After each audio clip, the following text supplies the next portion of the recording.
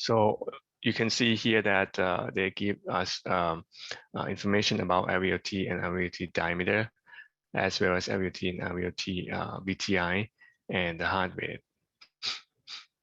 Which of the following statement is true? A, systemic blood flow or QS is 9 liters per minute. The ratio of the pulmonary to systemic blood flow is less than 1. Stroke volume entering to the lung is 54 milliliters per beat, or patient is cyanotic in the lower part of the bodies. And the E is the ratio of stroke volume to the LVOT, and stroke volume to the RVOT is equal to QP to QS ratio in this patient.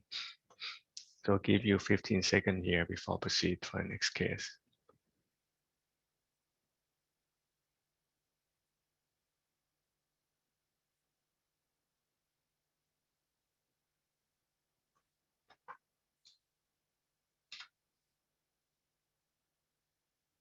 Okay, case number 2, we have 50 years old woman who was admitted to the hospital after 1 week of fever, progressive short of breath, have positive blood culture, growth staph aureus, and on transesophageal echocardiogram, it showed perforation of the anterior mitral leaflet and mitral regurgitation were seen. On the color Doppler images, there's a well-formed flow convergence. A piece of shell was visualized on the ventricular side of the mitral valve in systole. And in addition to that, the measurement was performed for the pizza shell, and at least as you see here, that include maximal pizza radius, aliasing velocity, peak velocity, and velocity time integral of the mitral regurgitation. So I think write it down, and then on the next page, you try to answer the questions.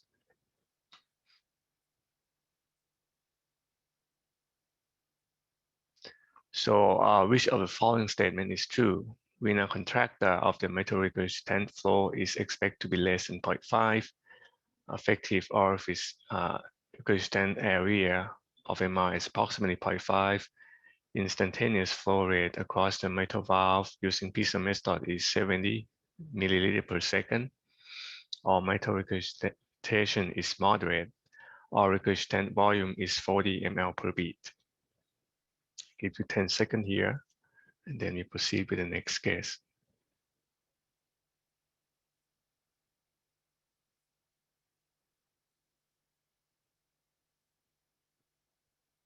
So case number 3, a little bit more involved in terms of calculation.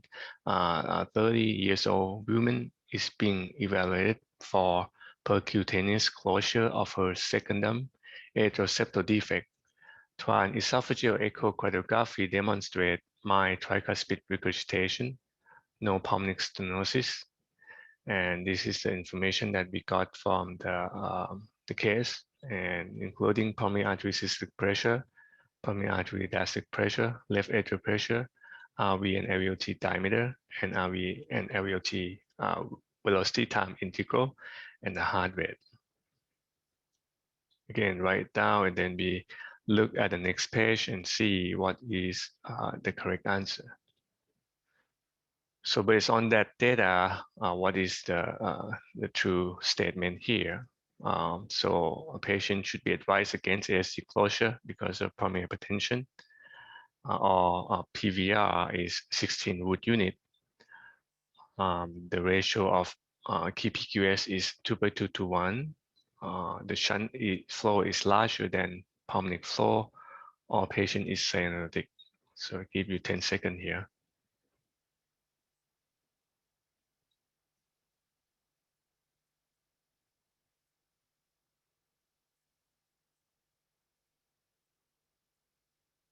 So case number 4, a 40 years old man diagnosed with perimembranous VSD by transthoracic echocardiography.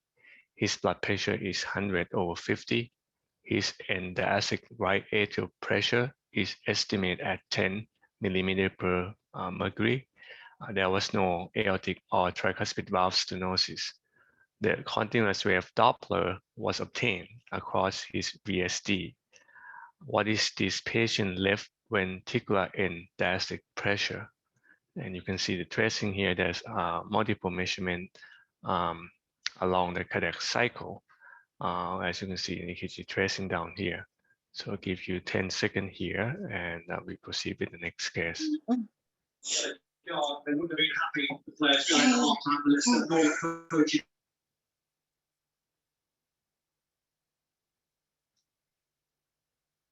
Okay, the last case that we have today is basically a 35-year-old man on transthoracic esophageal echocardiography in preparation to have secondum ASD closure was found to have left to right shunt. With this continuous wave Doppler flow pattern, her right atrial pressure was estimated at 10 millimeter per mercury. What is the peak left atrial pressure in this patient?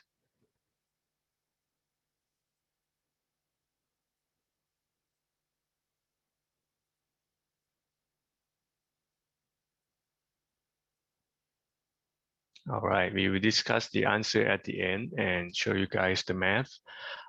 So basically, I would like to start with, this is Christian Andre Doppler. He was an Austrian mathematician and physicist. He celebrated his principle known as the Doppler effect, that observed frequency of a wave depends on relative speed of the source and the observer. So this Doppler effect is known to all of us from audio example of the change in sound of sirens as it moves toward, which is higher pitch, and then away, lower pitch from the observer.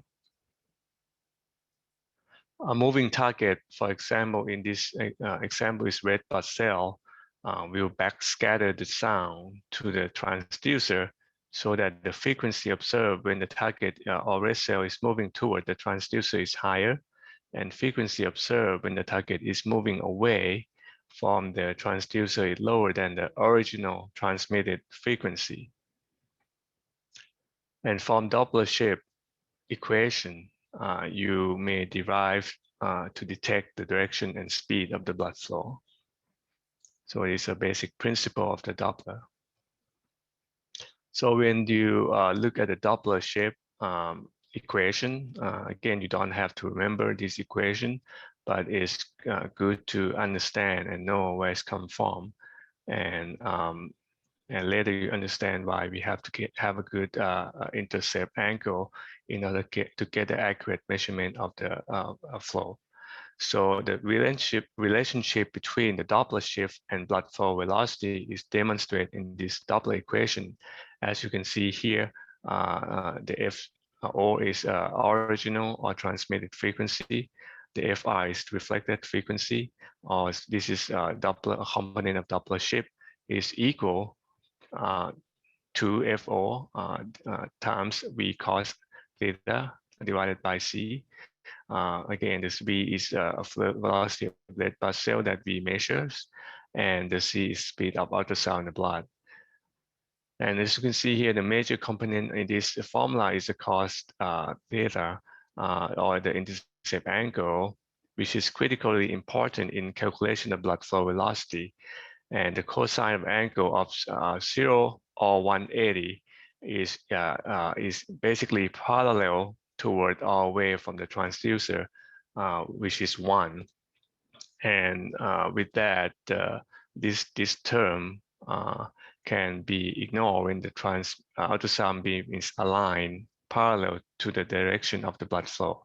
In contrast, the cosine of 90, which is perpendicular to the Doppler shift, will be recorded as a 0 if it's perpendicular to the blood flow. And as you can see here, the deviation from this is a table of cos angle, and 0 is 1, 90 is 0, and somewhere in between the cos theta number that you get here basically the deviation from the parallel intercept angle up to about 20% is caused some only minimal, approximately 6% less of actual blood flow velocity that we get. And basically we underestimate just minor amount. But if you look at, if you the angle shift to 60, we underestimate the flow velocity by 50%, which is a significant amount. And that have a major implication in the Doppler intercept angle or window when we obtain the Doppler imaging, especially in a patient, for example, patient with aortic stenosis. So you probably have to acquire more than one window in order to trying to get the parallel to the blood flow in order to avoid the underestimation of the blood flow and pressure gradient. So one of the most important applications of Doppler method is to measure the transvalvular pressure gradient. And this approach is based on the Newton laws of conservation of energy, which state that the total amount of energy within a closed system must remain constant. And this apply to blood flow measurement. The flow velocity through a valve must increase as the valve area decrease. And the fluid dynamics of stenosis valve are characterized by the formation of laminar high velocity jet in the narrow orifice. And the pressure gradient across the stenotic valve is related to the velocity in the jet according to this Bernoulli equation, which is a long, complicated equations where the delta pressure or pressure gradient across the stenosis equal convective acceleration plus flow acceleration and viscous friction. This constant here, which is the mass density of the blood, and V2 is the velocity in the stenotic jet, and the V1 is the velocity proximal to the stenosis. So in the clinical practice, we can use a few assumptions to simplify this equation. And basically, the proximal velocity is negligible in system except in the area of narrowing, which result in the V1 that is less than 1 meter per second. When you square it, is even less. So we can simplify this by doesn't have to include this V1 into equation. And the flow acceleration as well as viscous friction is also negligible with no energy loss in the system. And the mass density for the normal blood is 4. So with that, so you can cut out the flow acceleration, viscous friction, V1, and replace this with 4. So this come down to the simplified Bernoulli equation, which is 4V squared here, or the peak pressure gradient that we have. And this equation can be used in a lot of situations. If you have a stenosis area or a hole in the heart that you can calculate the pressure gradient from. So the most commonly used is in the estimation of the right ventricular systolic pressure using a 4 times peak tricuspid regurgitation velocity square plus right atrial pressure. Then you derive the estimate right ventricular systolic pressure or pulmonary artery systolic pressure. In addition to that, you can also calculate pulmonary artery end diastolic pressure using kind of the same formula, but replacing the peak tricuspid regurgitation velocity with pulmonary regurgitant end diastolic velocity, and you can now derive the pulmonary artery end diastolic pressure. In addition to that, if you have ASD, you can also derive the left atrial pressure if you're able to obtain the ASD velocity and you know the right atrial pressure. As well as if you know the left ventricular pressure, you can also derive the left atrial pressure by knowing the MR velocity. using the simplified Bernoulli equation using this equation. And there's also LVDP can be assessed using in diastolic blood pressure when you know the aortic resistance diastolic velocity. So you can see here that there's multiple application of this pressure gradient or simplified equation if you know how to derive the formula and plug in into this 4v square equation here. So now come down to the how do you quantify the flow and volume for the flow rate, which is milliliter per second, is equal areas, which is centimeter square times velocity.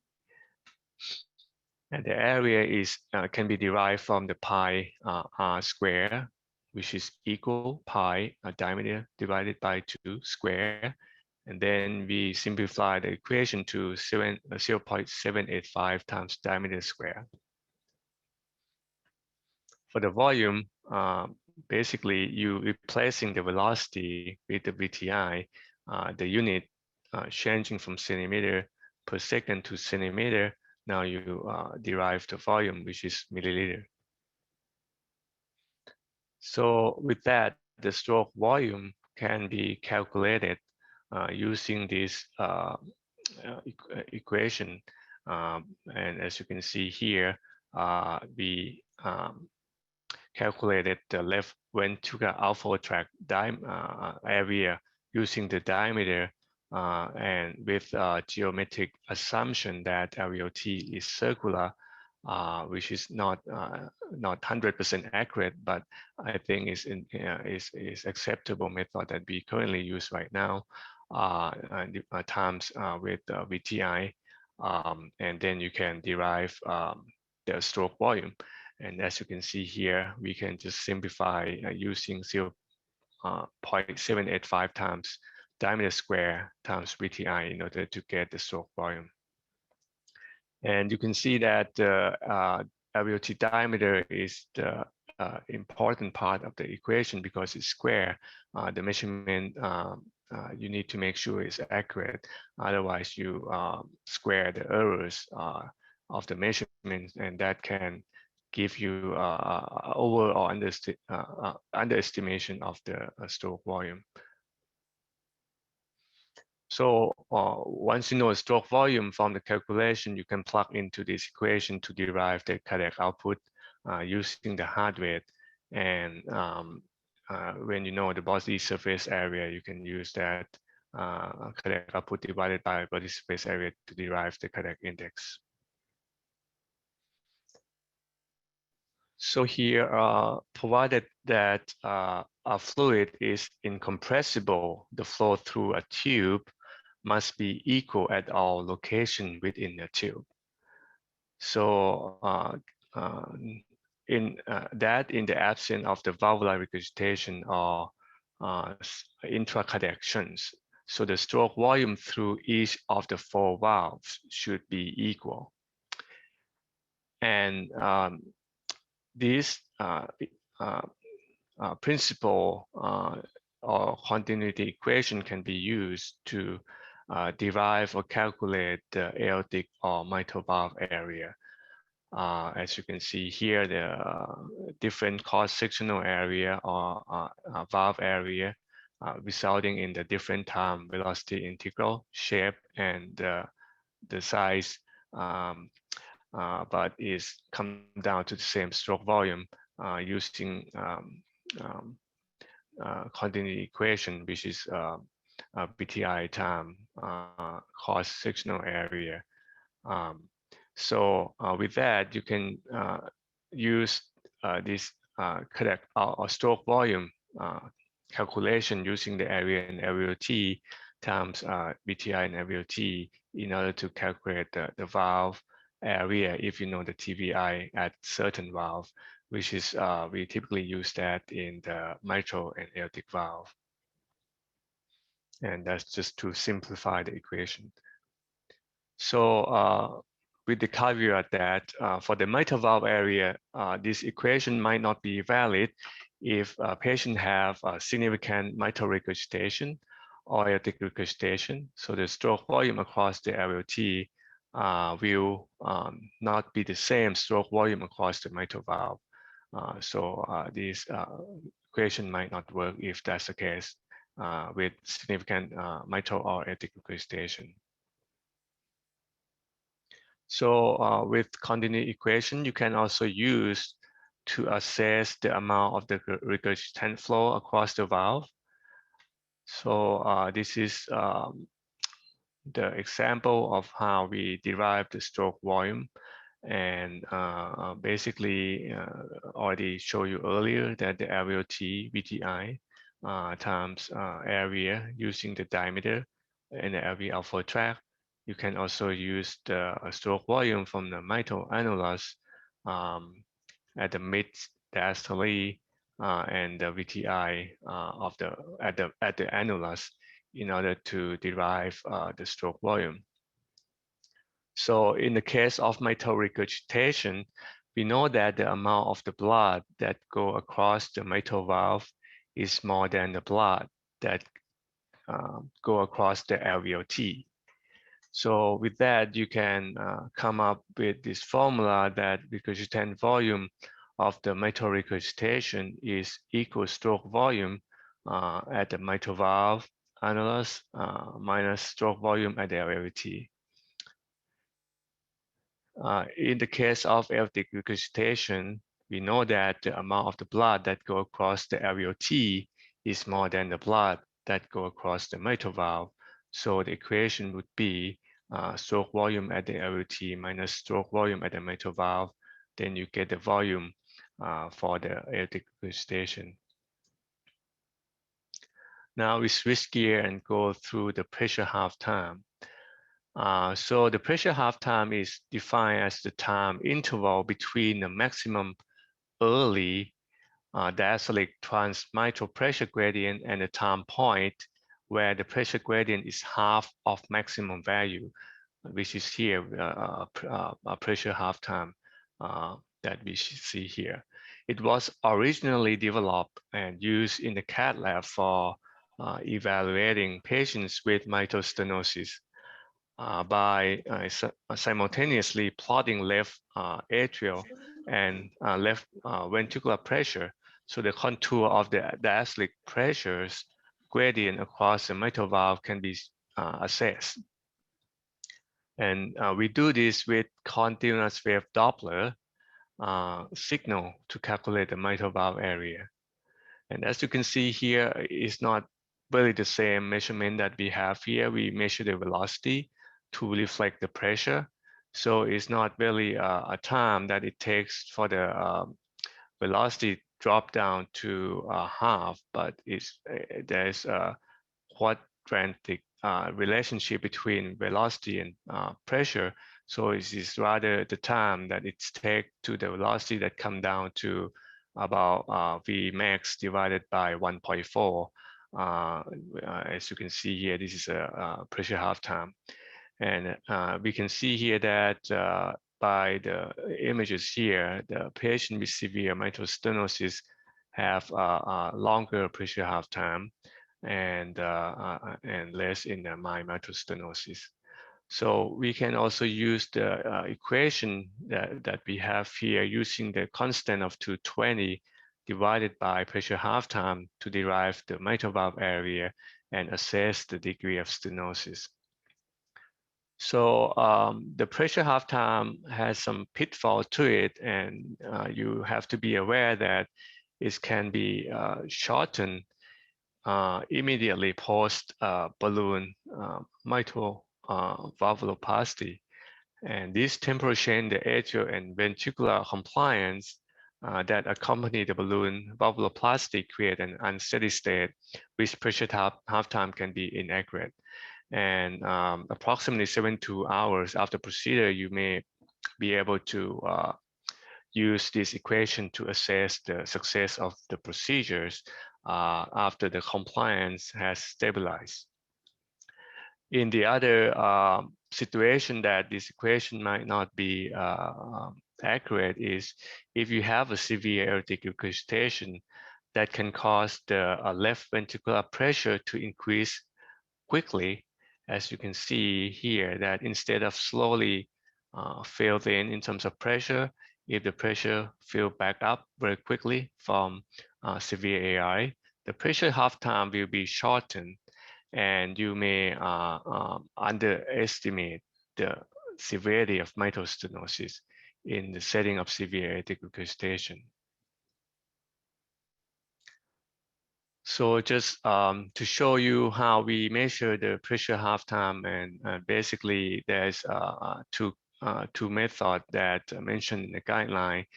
We use the latter method, which is line drawing method, drawing at the slope that is second part of the deceleration here. So moving on to the PISA, which is proximal isovelocity surface area.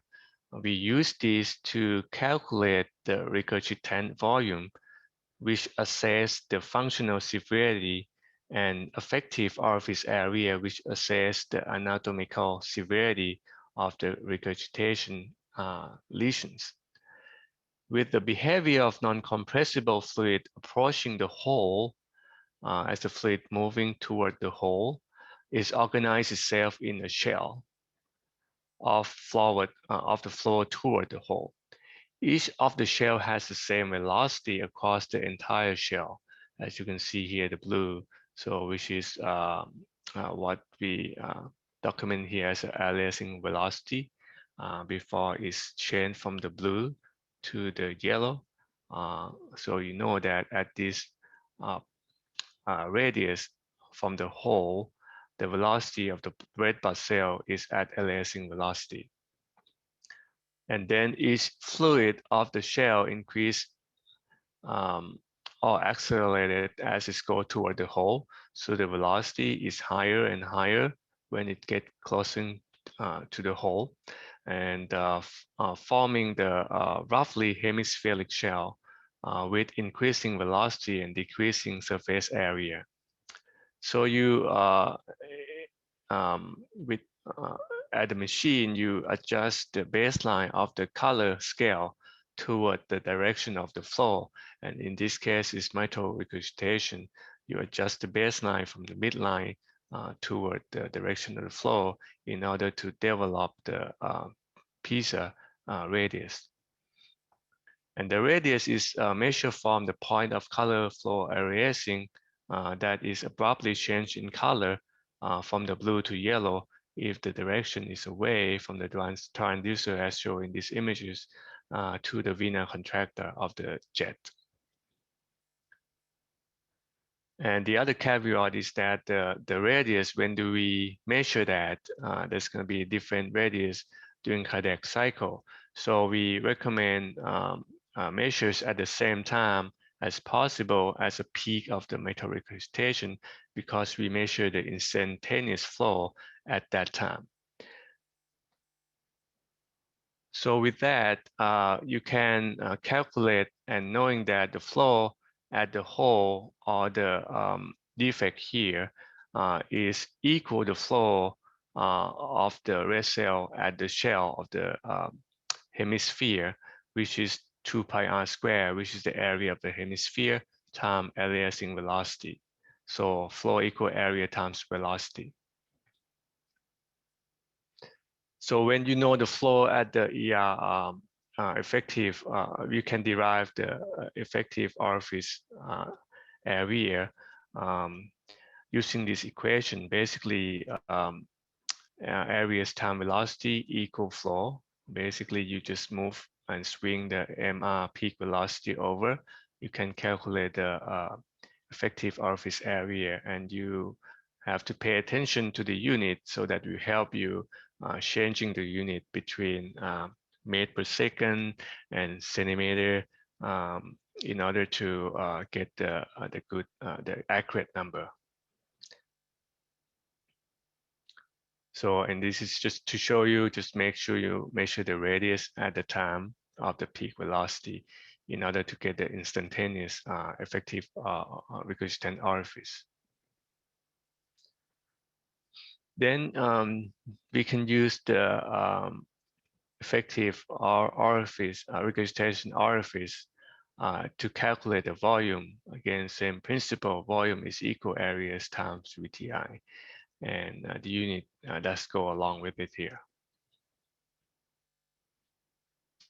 So hopefully we have time at the end and answer some questions. So that basic principle and some clinical application that we mentioned about. So we see we can apply those to the case that we have.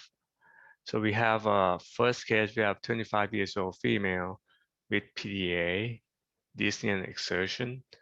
And you have the information about VTI and LVOT and RVOT diameter here with the heart rate 90 beats per minute. So which of the following statement is true? I give you all maybe 30 seconds to a minute here and see. Unfortunately, we don't have any response to see.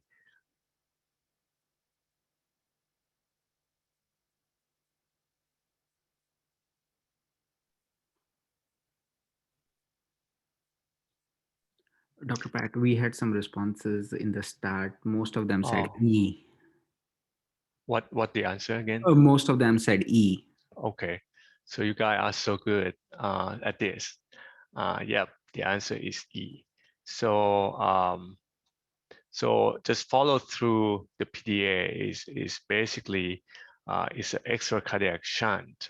And when you calculate QP, QS is not straightforward. So you can see the primary flow basically come back to the left atrial from the primary vein, and then come down to the left ventricle and go up to the LVOT. So that is the QP, calculate from the LVOT. And when the QP go up to the ascending aorta, it gives the shunt flow, and then come down to the descending aorta, which is QS, come back down and back to the heart in the vein and come down to the right ventricle to the IVOT, which is the QS. So the QPUS, QS kind of flip a little bit if you have extra connection. For example, in this case, is PDA. So just go for the math of it a little bit here. So the QS, as I mentioned, basically is 0.785 times diameter square of the RVOT, and VTI of RVOT times heart rate, which is equal to 4.9 liter per minute. And the QP is basically the calculation that derived from the LVOT diameter and LVOT VTI times heart rate, which is 9. So the QPU QS in this case is 1.9, and the stroke volume basically just don't have to put in heart rate into the equation. You get 101 beat, 101 milliliter per beat, which is basically say here this is a QP, it's not a QS, and the QP QS is more than 1. The stroke volume into the lungs, which is stroke volume of the QP, is 101. And the patient is has mostly left to right shunt from this PDA. Look at the flow QPQS, and you can say this is incorrect in the answer D here. Good, very good. So the next case that we have, this is a 50 years old woman coming with endocarditis and have perforation in the mitral regurgitation with the pizza shell, and information as shown here. What is the true statement in this case? So 30 seconds here, and then we talk about the answer.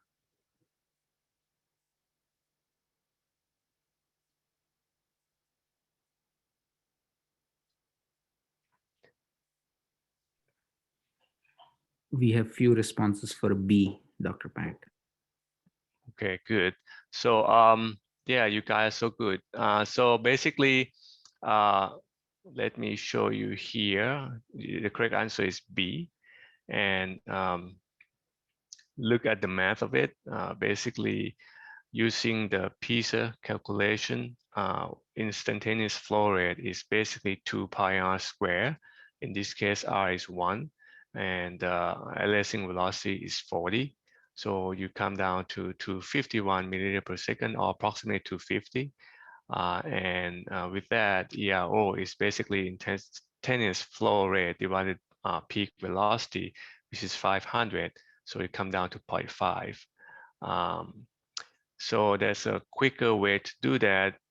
If you know that the alerting velocity is 40 and peak MR velocity is 5 meter per second, you can use R squared divided by 2, which is come down to the same answer here, which is 0.5, without getting to in this equation.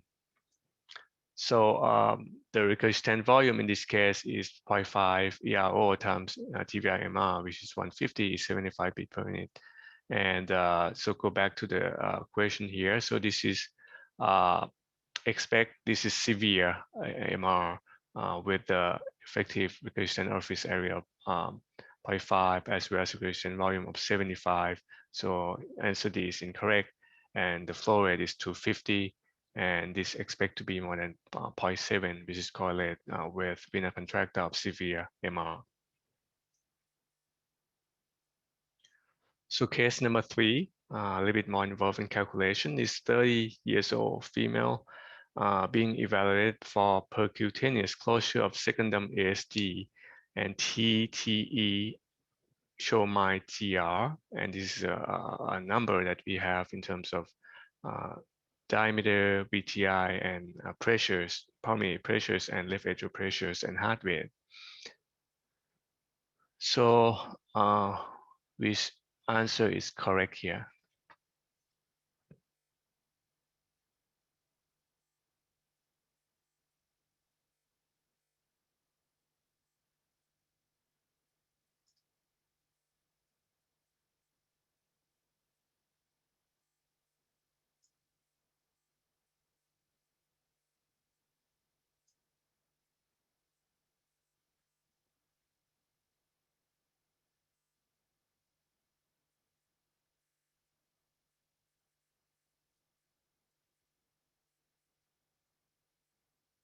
So how do we calculate the PVR? Is basically use Ohm's law.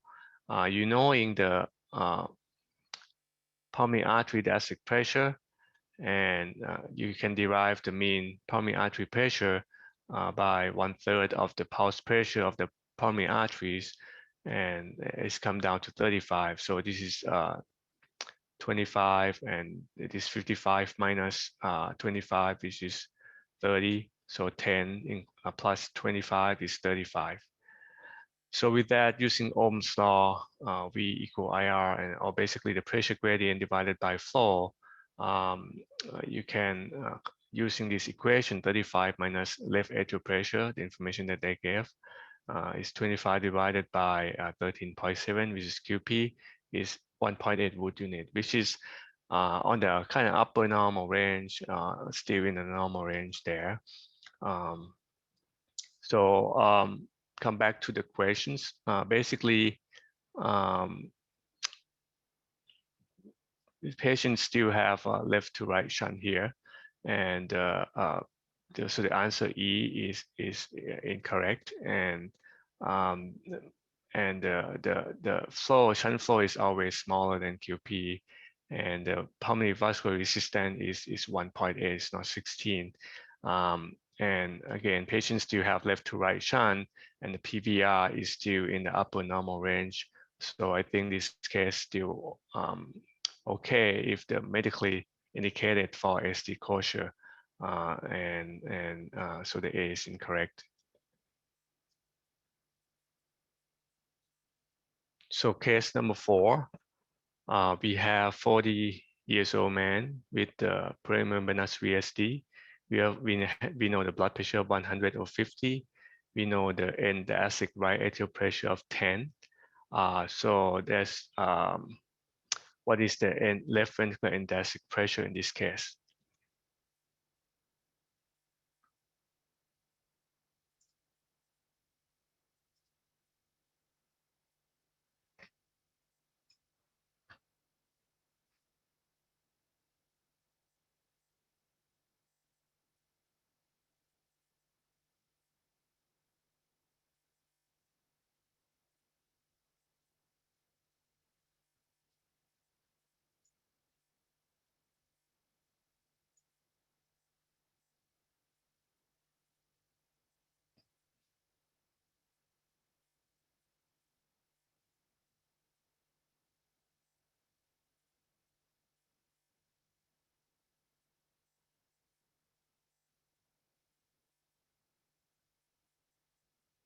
So there is the answer here. 3/4 of them answer E, which is 34. There's one answer is D. Okay, let me see.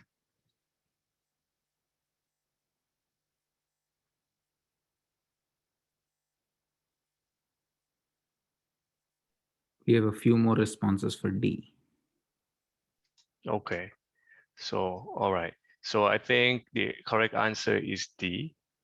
So how do you get that answer? Basically, it's LVDP equal when VSD and diastolic gradient plus right atrial and diastolic gradient, which is right atrial and diastolic gradient is basically the same as the RV and diastolic pressure gradient. So that's why we use that. And put that together is basically 4 times VSD and diastolic velocity is right here. Basically, you look at the clue from the EKG tracing.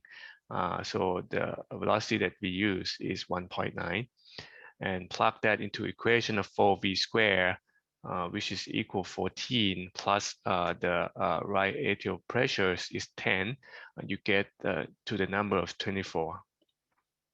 So in the same patient here, I think we can also calculate the right ventricular systolic pressure. How would you guys come up based on the choice that we have here? Can you calculate the right ventricular? Use 4 times 1.9 square. So you come to 14 plus 10. So you get 24 there. That's the answer for LVDP. So this is the equation that we use for the LVDP. If you have VSD and diastolic velocity, and you know right atrial pressure, which is equal right ventricular pressure at the time at the end decile. So this is the answer for this case.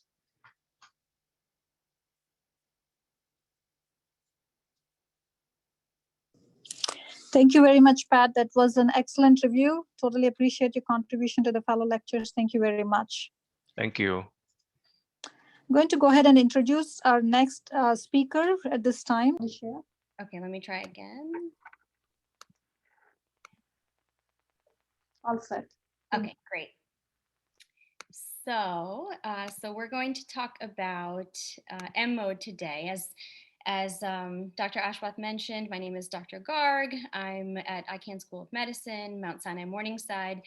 And this is actually one of my favorite topics. So given that I'm one of the younger attendings, and this is one of the older modalities, I still find it incredibly valuable, and we'll take you through some of it today for the boards. And this is very targeted for the boards for you guys. All right, so why is M-mode so great? It's precise a representation of timing. That's really the big important thing about it, which we will talk about a little bit more later as well. It gives you a very enhanced understanding of pathologies and pathophysiologies. It gives you an enhanced understanding of hemodynamic effects And it's a visual representation of the diagnoses. And this is probably the most valuable because it actually shows you live as drawings what you are seeing happening in the heart. So today's plan is a tour of important M modes and the correlating spectral Doppler. So we'll go over pulse wave and continuous wave mostly, and targeted towards the boards again. So first we'll start off with the normal aortic valve and the M mode through the normal aortic valve. So here we have a few parameters here. So in general, it's a parallelogram in shape. And there's a midline closure, which is seen here on the pink line. So you have the RCC normally cutting through the right coronary cusp, and then the NCC, the non-coronary cusp. And it's important to note that the opening and closure of the aortic valve does not include the isovolumetric period. So both isovolumetric contraction and isovolumetric relaxation. So now we go to the normal for the mitral valve. And here we see different letters basically going through the alphabet. And these letters designate different moments in the cardiac cycle. What you see initially is a sort of a diamond looking shape, two diamonds. So the E and the A, those are the points that you're seeing labeled here. And the top portion is the anterior leaflet. The bottom portion is the posterior leaflet. The EF is the early to mid diastolic filling period. The A, as we know, is the atrial kick. C is the onset of electrical systole, which if you look upwards, it correlates to the R of the QRS complex. And that's the electrical onset of systole. And the CD at timings is the closure during systole, and D denotes valve opening and when it starts the whole cycle again. So what is anatomical M mode? So this is one thing that I learned in fellowship that I thought was really interesting because I noticed that there was this green line in some of the images, and that sometimes it's very hard to get an on-axis view of the heart where you really want to be perpendicular to the long axis and get a true representation of the valves, of the muscle thickening. And so what this is basically your conventional beam can be adjusted and freely positioned. And so there's parameters on the machine that you can do to adjust it. And you'll know when there's this green line that tells you that you're doing an anatomical M mode or a correction for the positioning that you're able to get, but to give you a true representation of the picture. All right, so let's start with some of the questions. In which condition would you expect to see normal motion of the intraventricular septum on M mode?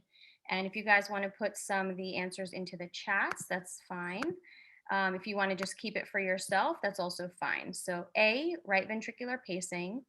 B, severe tricuspid regurgitation. C, atrial septal defect. D, aortic valve replacement. Or E, aortic insufficiency. I'll give you guys a minute.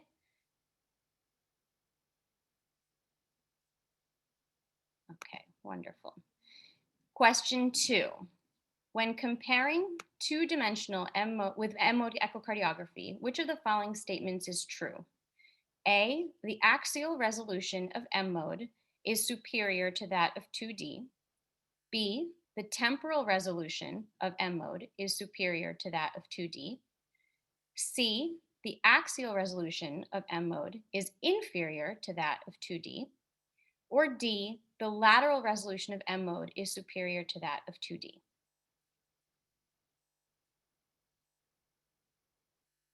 All right, next.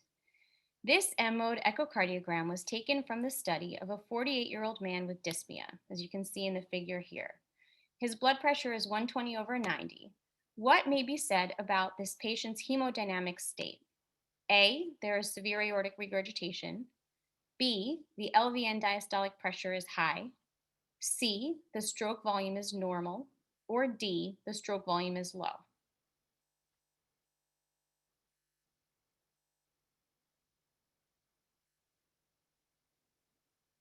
Okay, all right. Some answers are still coming in, but I'll go to the next question. You guys can keep still answering.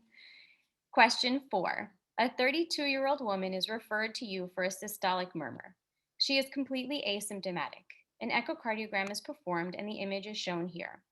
Based on this M mode recording through the aortic valve, what is your diagnosis? A, bicuspid valve. B, subaortic membrane. C, hypertrophic obstructive cardiomyopathy, or D, acute severe mitral regurgitation?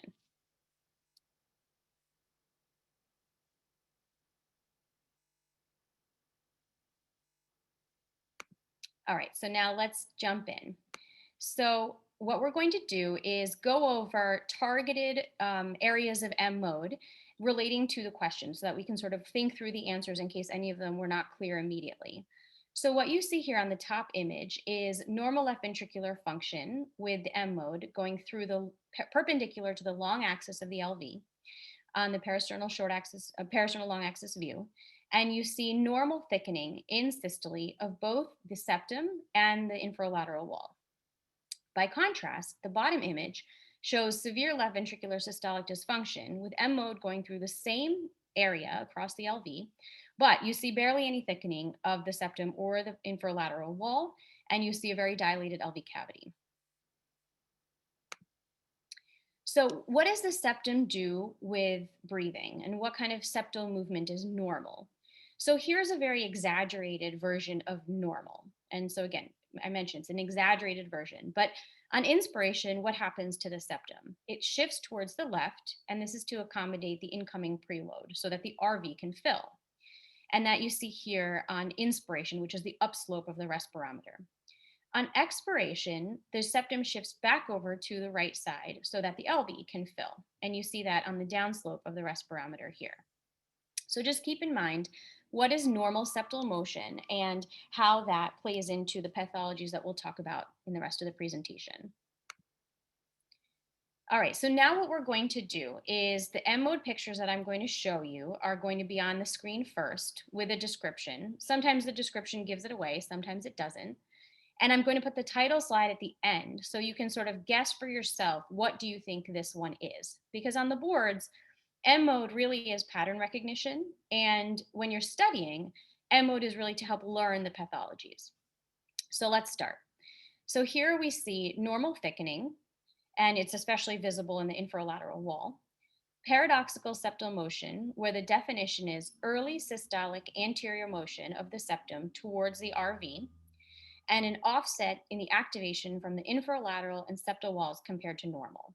So this can happen in various pathologies, but the other thing I want you to realize is all of the information on the screen. So the EKG, the heart rate, what the QRS complex looks like.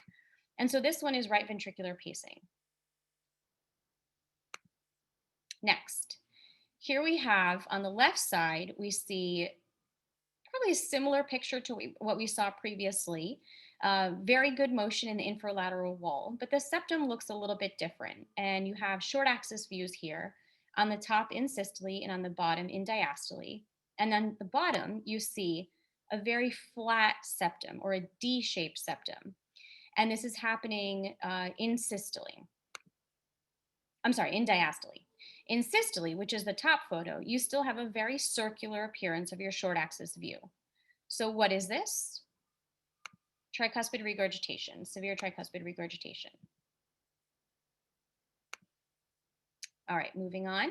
Here we have spectral Doppler to go along with our previous diagnosis. So I'm giving it away a little bit, but what I really want you guys to look at are the pink arrows, which show that you have a systolic flow with a very, very sharp upslope, a more triangular shape rather than a parabolic shape. And this correlates to the large V wave that comes back because of the tricuspid regurgitation.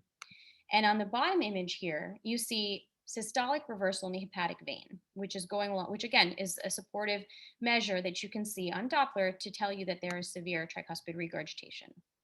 Now, these are all of these slides essentially are high yield in terms of pattern recognition for the boards. These are the questions that they love to ask all the time, especially this one. All right, so now let's move on to an early to mid diastolic septal dip, which you see from the first arrow on the left picture. This reflects right then left ventricular filling and a septal bounce, which sort of has a septal shudder in diastole. On the left image, it's more apparent, and on the right image, it's much more subtle. So this is constrictive pericarditis. And I want you guys to remember that in this one, we see the two dips from the septum happening in diastole. And I want you to remember that as we look at the next slide. Okay, so here we have normal septal thickening, a systolic beak during isovolumetric contraction, so essentially during systole, and that's the white arrow on the left. Paradoxical septal motion, which can actually diminish contribution to stroke volume. So again, if you remember, paradoxical septal motion is movement of the RV, movement of the septum towards the RV, so movement anteriorly. And lastly is an early diastolic dip. And this often happens with a more compliant right ventricle, and again, reflects right to left ventricular pressure gradients. So here, as these are more in systole, this is paradoxical motion of the septum, an abnormal motion of the septum due to a left bundle branch block. Now, again, to remember, this contrasted from what we saw previously with constrictive pericarditis, that you have a problem more in diastole with that, whereas here you have the problem more in systole. All right, moving on. Now here in isolation, this is a pretty tough slide. And what they would, on the boards, they probably would actually give you a video rather than a single M-mode slide to really tell you what's happening here. But the most important is post-cardiac surgery and the information that I'm providing in this table here, which is a lot of labs will call it a septal bounce or paradoxical septal motion. But it's important to actually explain why the motion is what it is, because as we saw in pericarditis, in constriction rather, I should say, in left bundle branch block, in post-cardiac surgery or pericardiotomy surgeries, you get this abnormal septal motion, and it has different characteristic movements that will suggest what the underlying pathology is. All right, so now moving on to M mode and resolution. Now this is relatively straightforward. It's more of an understanding of what M mode is, how M mode compares to 2D, and what the different types of resolutions are. So temporal resolution is timing. It is getting the amount of as much information as possible in a longer period of time. So M mode is superior to 2D, and this is due to its higher sampling rate. With M mode, you get 1,000 frames per second. So it's going on, seeing everything that's happening per second, 1,000 frames. And for reference, 2D echo is about 30 to 60 frames per second. So temporal resolution will be the best with M mode. Axial resolution is longitudinal or depth resolution, and this has to do with your frequency or your wavelength depth.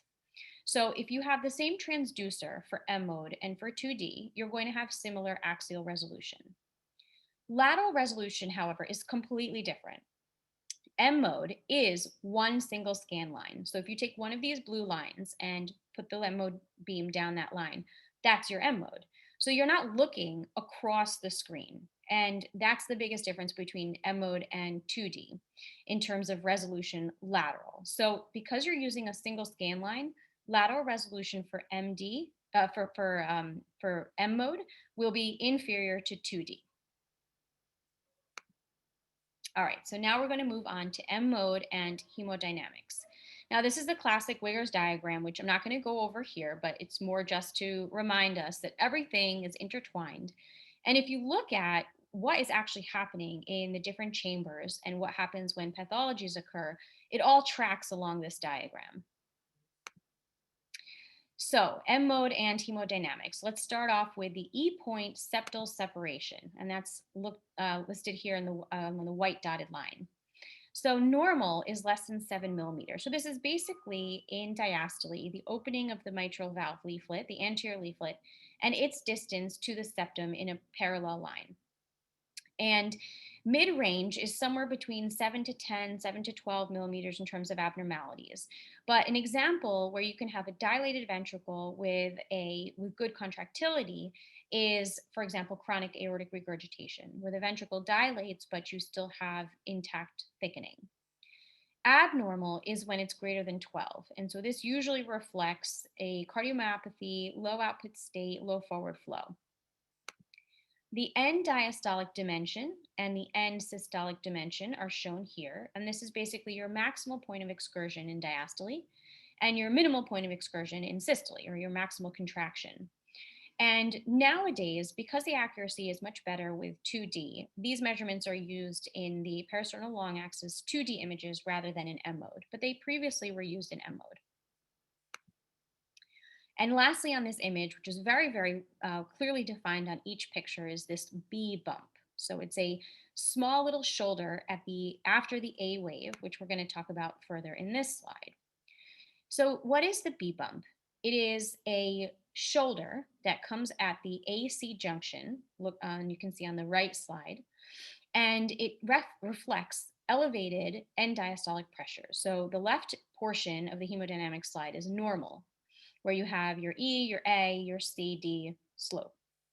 And you have normal left atrial pressures, and it's not elevated. Normal left ventricular end diastolic pressure as well, reflected as the left atrial pressure. On the right side, you have elevated filling pressures. You have a shoulder that comes up between A and C, and that reflects elevated LVEDP as well as elevated left atrial pressure. Now, this is very, very, very, very often tested, and also very helpful when you're doing evaluations of patients and their filling pressures when you're reading in the echo lab. All right, so what do we see here? A slow tapered closure of the aortic valve.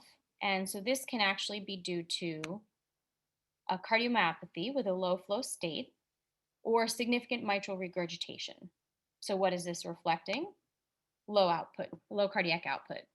What's happening is you are having a slow closure taper of the aortic valve because the blood is not basically strong enough for it to go forward. It's either going forward in a very low flow state, or it's going backwards to the left atrium because of the significant mitral regurgitation. And as you can see in the image on the left here, the initial distance of the leaflet openings is quite larger compared to the final distance. And that's what these slow closure looks like. All right, so here, again, we see something very similar. And this is a patient we took care of at my previous job. And you see, obviously they're tachycardic. Their RV and LV look quite large in terms of the sizing that you can see in the parasternal long axis, but you have an M mode through the aortic valve. And there is beat to beat variability in the amount of opening of the aortic valve, as well as then reflecting a beat to beat variability in cardiac output. Now, again, on the boards, it's especially important to take in all the information that they give you. So if they give you a slide like this, you can see the EKG, you can see the heart rate, you can see where the M mode is, and you can see what the heart actually looks like on the top portion. All of that will play into what the answer is that they're looking for. So here, it's atrial fibrillation with severe LV systolic dysfunction. All right, moving on. This is an M mode that you can see the EKG in the bottom, but essentially it looks very similar to the double diamond shape that I had told you about the mitral valve, except there's an additional sort of upslope diamond in the middle. And this reflects robust pulmonary vein flow, can often be seen in bradycardia, can often be a normal finding, but if the mid-diastolic flow is greater than 20 centimeters per second, it can represent markedly delayed relaxation and elevated filling pressures. Now, that's the bump right there that I'm talking about, in between the E and the A. And here's another version. So these are all slides from patients that I've read their echoes in the lab over the last several years. And I clip their M modes as I go because they're just such lovely findings. And I think it's so helpful to learn about what's happening with the patient. So these are both different patients that we've taken care of and very different appearances of their L wave, but that's essentially what this is called. So again, it reflects very robust pulmonary vein flow. It can be normal, often seen when you have more diastasis and bradycardia, but it can also be abnormal. All right, now moving on to M mode and valvular disease. So here's a drawing of one of my pages from when I was studying for the boards. And as I mentioned, M mode is incredibly helpful to give you a visual representation of what is happening in the heart. And if you've sat in the lab with me, you know that I teach through drawing, and it is one of the best ways for me in terms of visual representations and also for teaching fellows to really understand what is the difference between the different pathologies, how they look visually represented. And, this is something that is a helpful resource when you go back to, a few days before the exam and you're studying. All right. So here we see on the left image in systole, so this is very important. This has to be seen in systole and not in diastole. A very characteristic appearance. This one happens to also have a fibroelastoma, but there's clearly only two cusps. So you have the right coronary cusp on the bottom, and here is fusion of the non and left coronary cusps, which is not the most common. Most commonly is fusion of the right and left cusps. On the M mode, you see a very eccentric closure line. And this is very, very useful, especially when the image quality is very difficult for patients and the aortic valve is partially visualized or not completely visualized, and you go back and you look at the M mode and you see that there's a very eccentric closure line. It will give you more confidence to say that this is possibly a bicuspid aortic valve.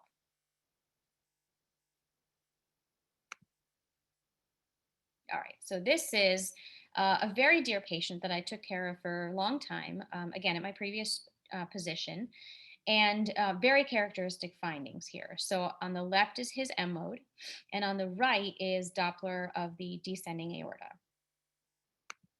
So what do we see here?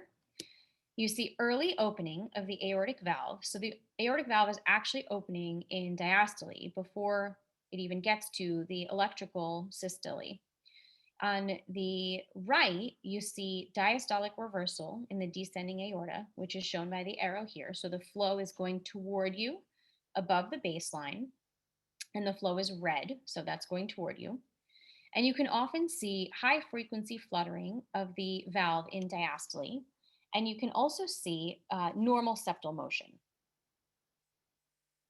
So what is this? Severe aortic regurgitation. So what's happening basically is you're having such rapid equilibration of the pressures between the LV and the aorta that your valve starts to actually open slightly before systole starts. What you can also see in severe aortic regurgitation across the mitral valve is premature closure of the mitral valve. And this is basically happening again for the same reasons in terms of how rapidly the blood is moving and how quickly the pressures are equilibrating. The LV will often be dilated, especially in chronic situations, not in acute severe AR, but in chronic AR. And you will have a regurgitation that is not holosystolic. So normally, that should say holodiastolic. So normally you have a holodiastolic murmur for aortic regurgitation, but because it is so severe, it goes back so quickly, and it will be early diastolic flow rather than holodiastolic. And the C point, remember, that's actually the point that occurs in conjunction with the onset of the QRS complex, the onset of systole. But here you can see the C point occurring well before the QRS complex. You have early closure of the mitral valve. And again, this is very characteristic of what severe aortic regurgitation will look like, even though they're giving you an image of the M mode through the mitral valve.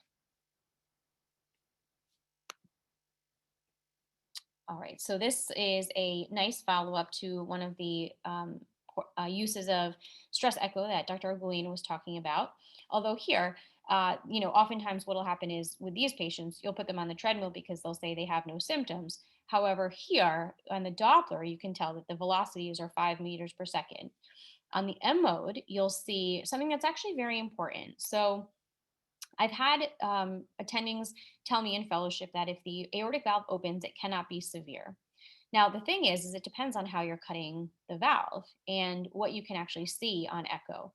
Here on M mode, the valve is clearly opening. You can see these areas where there is opening of the two leaflets, but the leaflets are very thick and the velocities are very high. So even though the valve opens, it is still critical aortic stenosis.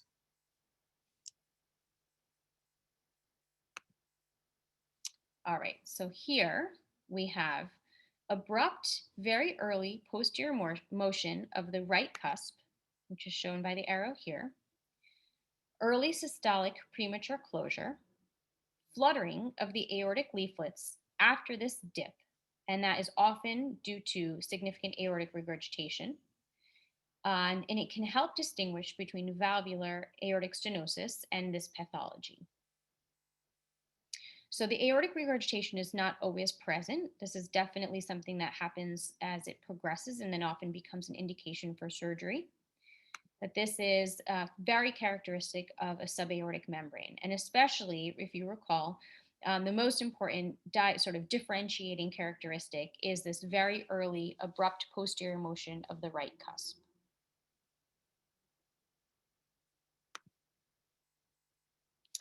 All right, so here on this M mode, what do we have? Looks like we have diastole, E and A normally, and then in systole, we have something that is abutting the septum. So here is systolic anterior motion of the mitral valve. And in the M mode, again, you take in all the information that they give you. You see a very, very thickened septum. You can see very little space between in the LV cavity, so a small heart size and hyperdynamic systolic function. And this can often happen also if you have anterior displacement of the mitral valve or if you have an elongated mitral leaflet. So here, this is very characteristic of hypertrophic obstructive cardiomyopathy. And the M modes are shown here. The bottom, as we were talking about, is through the mitral valve. The top is through the aortic valve. Now, this is particularly interesting because this can happen in a few different conditions. And so you have to use all of the information of the echo to be able to say for sure exactly what is going on. But the important part here, the differentiating part, is you don't see that very early abrupt closure as you did in the subaortic membrane. And you actually, if you look at the two different beats, there's a slight difference in where you see this little notching. And so the systolic premature closure of the aortic valve can happen in various different pathologies. So, for example, a stress-induced cardiomyopathy where you have very hyperdynamic basal function and it causes an outflow tract obstruction in obstructive hypertrophic cardiomyopathy, and other conditions where you have dynamic outflow tract obstructions. So going along with the M modes that we just looked at, the spectral Doppler, especially for hyperdynamic function or hypertrophic cardiomyopathy, is very, very important. It helps to, again, explain the pathophysiology of what's happening, explain the movement of what is touching when, where, and how that contact actually affects the findings on echo and the gradients that you see. So on the left, this is called the dagger or a dagger shape kind of appearance of the continuous wave Doppler. And you see a very high peak gradient. So here you can see the peak gradients listed at 71 millimeters of mercury with a velocity of 4.2 centimeters per second. And you see a sort of shoulder in systole leading down to the peak towards the late systole, not end systole, but late systole. So the shoulder happens in mid systole and the peak happens in late systole. The duration of the mitral septal leaflet contact to the septum is what is related to the gradient. There's a severity of the gradient. On the right side, you see a corresponding flow, but it's actually representing what's happening in the mid cavity. So you have normal systolic flow, you have a cessation of flow where you see no red cells essentially represented flowing forward. And then you see further flow through systole again. And this is essentially what's showing on the M mode, where you have that dampening of the aortic valve, that slight closure because there's not enough flow happening, because there is either mid-cavitary obstruction, mid-cavitary obliteration, or an LVO outflow tract obstruction. And you have a mid-systolic cessation of flow. And this is called the lobster claw. So this can happen in mid-cavitary obliterations as well. However, the big discerning difference in the appearance of the continuous wave Doppler compared to hypertrophic obstructive cardiomyopathy is that you have a later acceleration of the systolic flow, and you have an end peaking of the dagger. So some people call this the stiletto heel. I've been told it looks like an ice pick, but the biggest difference is that it's late peaking, late accelerating and peaking compared to hypertrophic cardiomyopathy. And again, you'll have this notching kind of appearance in the aortic valve, which reflects the same, where you have flow that is not as robust, and so the leaflets start to close slightly. Now here's an image, and I'll show you two different patients, but again, very similar appearances, where you have this sort of bow tie appearance, or again, the mid-systolic notching. And as I mentioned, this can happen in a variety of different pathologies. So it can happen in hypertrophic obstructive cardiomyopathy. It can happen in mid-cavitary obliteration. It can happen in a stress-induced cardiomyopathy where you have alveolar tract obstruction. But there are subtle differences in each one of them. Again, the biggest differentiating factor is it will not look like the subaortic membrane. There will be a difference there. And especially in the complete cavity obliteration, where you have the ice pick kind of appearance, you'll have more of that tapered kind of look, but it will be very abrupt with one of the closure points. All right, so here's a classic that I think everybody will be able to recognize very quickly. But what are the characteristics of what you see on the M mode? So you see a reduced EF slope. You see this septal dip, which is very exaggerated. And this is when you have right ventricular flow that is unimpeded, but you have left ventricular flow that is impeded. And so it dips towards the LV. And you have very thickened leaflets. So here, what is, and again, all the information given to you on the screen, you can see that the M mode is going through the mitral valve. And often you'll have an absence of the A waves due to atrial fibrillation, concurrent atrial fibrillation. And of course, you'll have a very large left atrium. So what is this? Mitral stenosis. All right, moving on. So still in the mitral valve, on the left image, they don't actually tell you that you're in the mitral valve. They've cut out the image on purpose. And the point is for you to look at timing relating to the EKG and then pattern recognition. So on the right side, I gave you the corresponding Doppler for, this is one of the patients that we've seen in the echo lab. And so here you have a mid to late systolic murmur. It is not holosystolic. And you have an M mode appearance here where you have this dip happening right before the initial diamond of the mitral valve. So before the E wave. So it's happening in systole. And on the right side, you can see that your MR velocity is labeled with your Vmax. However, the lightning bolt shows you that half of systole has no flow until the very mid to end portions. So this is very classic, both of the M mode as well as the Doppler, the CW, for mitral valve prolapse. And I think someone mentioned it in the chat, which is great. All right. So here's one of my favorites. It's very seldom described. It's very apparent when you read echoes in the lab. And it's often very helpful when the visualization is very poor. And I find that M mode is really one of those modalities that you appreciate when you're an attending, because you read so many echoes and you love when the quality is great, but when you can't see anything, it's really hard to give any useful information about the heart. But here you can see there's an anatomical M mode correction with the green line through the mitral valve. And then here you can see this is through the aortic valve. Now, what is so different about this M mode compared to all of the previous ones that we've seen? There's very, very clear straight lines, very bright reflector straight lines.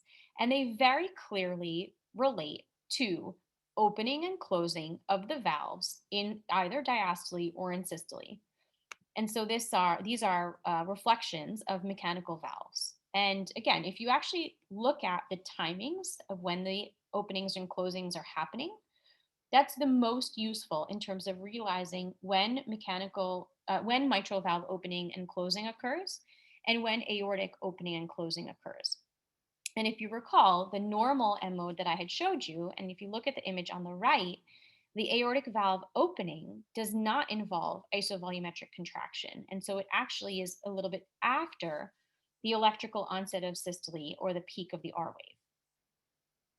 And again, the boards love asking those questions about when does the aortic valve open and close, and how is that different from the mitral valve, and helping differentiate between aortic stenosis and mitral regurgitation. All right, so moving on to our final portion, M mode and arrhythmias, pericardial diseases, and other important findings. So here, again, we have an anatomical correction of the M mode, although the Doppler beam actually was pretty on point through the aortic valve. Now, if you were given this image in isolation, it's a little difficult to say for sure what the pathology or what the arrhythmia actually is. But what can you see happening here? So in the first beat, there is less opening of the aortic valve. The second and third beats are pretty similar. The fourth beat is much smaller, and then the last two beats again are similar but smaller. So you can tell there's beat to beat variability, and so likely this is either some sort of atrial fibrillation and cardiomyopathy, or just an isolated atrial fibrillation with varying opening of the aortic valve. All right, so here's a very limited visualization, difficult picture to see on the top. There's a lot of bright reflectors. The left atrium is quite large, and the RV also looks large in this view.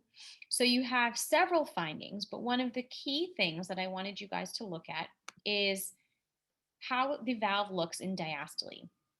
So you have this fluttering kind of motion of the mitral valve. And again, you have to take in all of the information that the image gives you. So here, the heart rate is 40. There is very clearly a regular RR interval, and you have this fluttering kind of motion. So one of the most important things that we were told, or that we were taught as fellows, is when you're looking at EKGs of complete heart block or paced rhythms, what is happening in the atrium? Because it will tell you a lot about what's going on with the patient.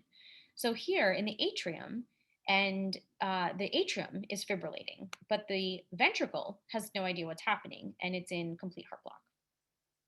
So obviously you can't diagnose atrial fibrillation in isolation from an echo. You have to have a proper EKG confirmation.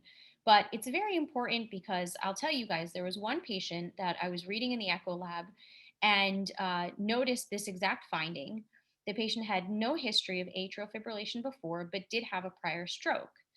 And there was some, bleeding risk as well in terms of his history. So what I did is from the echo lab, called the patient, squeezed him into my clinic, got him a monitor right away, monitored everything, and we found the atrial fibrillation, put him on anticoagulation, and it's quite remarkable because it all actually happened just from him actually going into atrial fibrillation during the echo.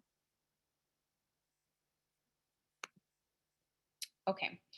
So here's this is one of the images where you probably won't get something like this specifically on the boards, but as you start to read, and especially as you become independent and work as attendings, you'll notice these cute little things you can do with M mode and what your sonographer will give you an image of, and then what you notice in the pictures.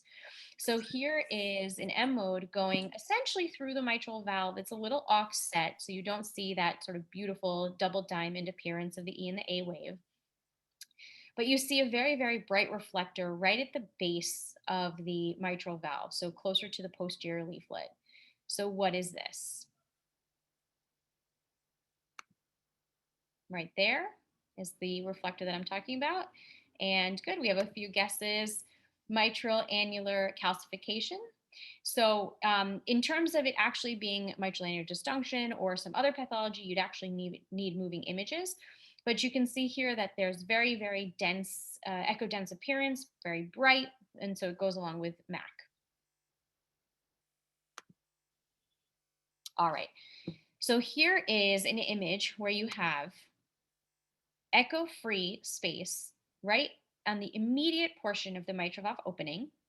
You have an echo-dense space under the anterior leaflet. And then I'll tell you, you have essentially what looks like a functional mitral stenosis with a diminished mitral EF slope.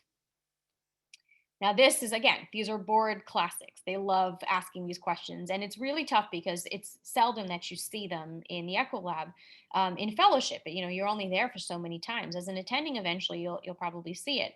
I was very fortunate to see one of these. And we tried to then get some more images. So here on the right, you can see one of the patients that we took care of, and we're able to catch what the myxoma looks like right underneath the leaflets. But it actually, you know, sort of, we could only see it in one of the clips through color M mode. So we're trying to see how it looked through there. But this is very classic for a myxoma. All right, so this one will definitely be more familiar. This is one of probably the most useful applications of M mode when you're a fellow and you're doing stat studies in the middle of the night, and really helping to, you know, sort of prognosticate and figure out the next management steps for a patient. So here you have on the left image is actually a very non-significant right atrial collapse. So in order for it to be significant, and it's actually a more sensitive finding, the right atrial collapse should be more than 1/3 of the cardiac cycle. On the right, you see very significant RV diastolic collapse. And this is a more specific finding. So an important thing that we teach our fellows is that if you look at, especially, and if you have the advantage or the benefit of the patient being in normal sinus rhythm or sinus tachycardia, as you would more often see, after the A wave, you see that the RV is still not filling as at all. And here you can see that quite clearly, that the outward motion of the RV is missing. And so there clearly still is diastolic collapse. So this is cardiac tamponade. And again, so essentially in the echo lab, you're giving echocardiographic evidence of tamponade, and then it relates to clinically what's happening with the patient. Here is a very exaggerated case that I pulled from one of the textbooks. And you can see here that the RV, again, is where designated by the white arrow, is very, very, very significantly collapsed in diastole. It actually stays that way through one of the systolic beats, and then only then later can fill in to maintain their relative cardiac output. But this, again, is a very exaggerated form of cardiac tamponade.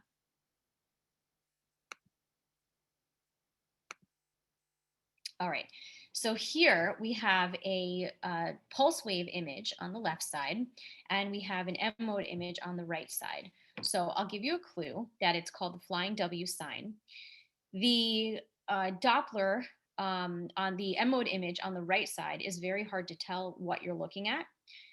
I mean, honestly, even if I just was shown that picture, I have no idea. But again, you take in all of the information they give you. So you have a M mode with something in systole. And this is only, you know, you don't see the parallelogram of the aortic valve. And so what else is happening in systole that would look like this is most likely the pulmonic valve. On the left image, it's a little nicer, and they actually show you it's this short axis view swung over to be able to open up the bifurcation of the PA. And you can see that you're in the pulmonic valve. And so I see a few answers listed here, and that's correct. So you see this mid-systolic notch and a rapid acceleration. Here you calculate about 61 milliseconds. And this is from severe pulmonary hypertension. So you have this elevated pulmonary vascular resistance, which causes a temporary cessation in opening of the pulmonic valve. And you get this very characteristic notching, and it's called the flying W sign. So here's some of the hemodynamic tracings to be able to explain it a little bit better visually. On the left, you have a normal pulmonic valve with the RV and PA pressures. In the middle, you have pulmonary hypertension, where you have the loss of this A wave notching just before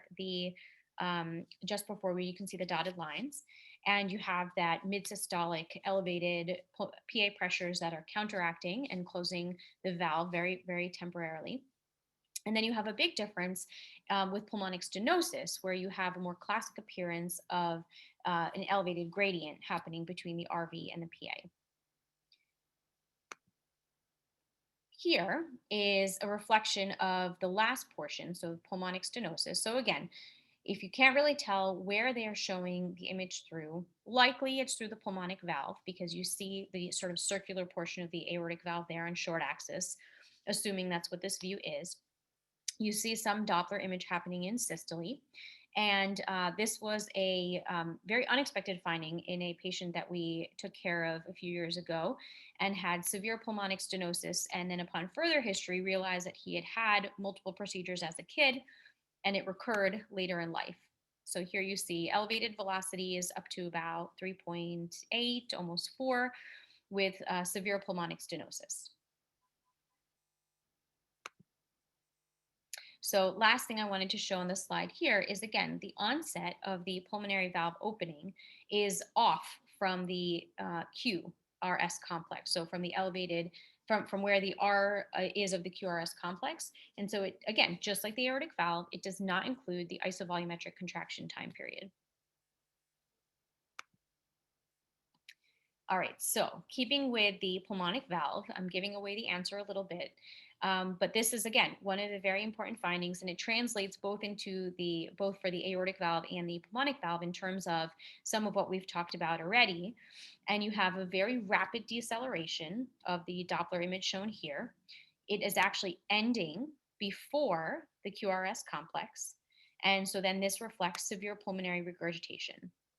On the right side is the hemodynamic explanation for this, where you basically have such a significant backflow of the pulmonic valve in diastole. So you have severe PR. You have rapid equalization of the diastolic pressures between the two chambers, and then it results in an early cessation of flow. So again, a lot of what I wanted to show you guys here, and a lot of the reason why I added these vertical lines, is to really understand how the Doppler flow relates to the QRS complexes, how they relate to the EKGs, and how you can use all of the information on the screen to really help get your answers. All right, so here we're on the home stretch, the last 2 slides before we get back to the questions. These are more recent uses of M-mode and incredibly, incredibly helpful. Again, when the RV is hard to image, sometimes you will still get a remarkably beautiful image of the TAPSE. So here is actually a very good image of the RV and a good image of the TAPSE, but that's because I purposely chose a good one for you guys. And here you can see the excursion of the annulus of the tricuspid valve in systole. And so that is what TAPSE stands for. And it's a marker of right ventricular function. It's one of the supportive measures that we use to look at how the RV is doing. And abnormal is if it's less than 1.7 centimeters in movement. And so the traditional measurement is supposed to be this vertical line. A lot of times labs will it'll look like they're measuring the slope, but they're really measuring the vertical line. And that's what you want to know. And how much is the annular excursion in systole? And lastly, this is classic, the IVC. So here is a very, again, similar usages, but and everybody sort of has this knowledge and understanding of right atrial pressures and what those estimates are based on the criteria that you use for evaluating the IVC. Sometimes, again, you can't see it very well, and especially in terms of variations with respiration, you can't see it very well. And so a lot of labs will do an M-mode through the IVC. And I'm just giving you 2 different examples of the extremes. So on the left side, less than 2.1 centimeters in terms of sizing, and is a greater than 50% collapse with respiration, as you can see on the very the very left side of the image. And then the right picture shows you a dilated IVC, so greater than 2.1 centimeters, with barely any collapse in terms of the respiratory cycle. And so that would be on the higher end. So the left image would be about a right atrial pressure of 3.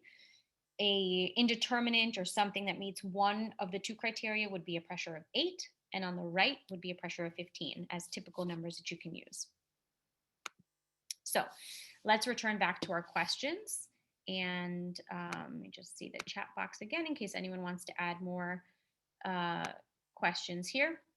So in which condition do you expect to see normal motion of the interventricular septum on M-mode?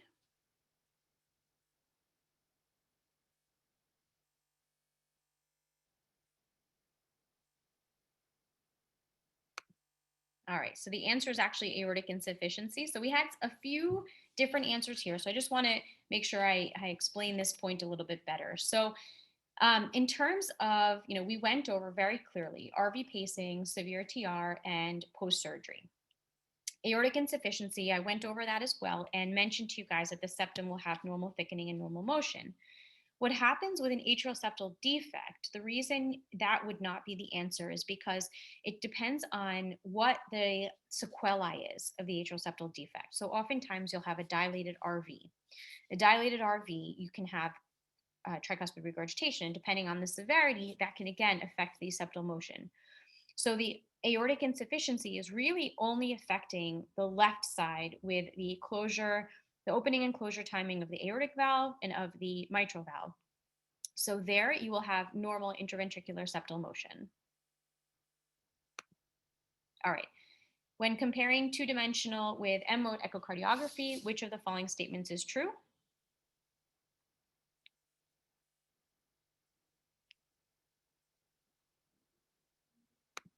Okay, very good. Everyone's feeling more comfortable with this one. Temporal resolution with M-mode is superior to that of 2D echo. This M-mode echocardiogram was taken from the study of a 48-year-old man with dyspnea. His blood pressure is 120/90. What may be said about his hemodynamic state?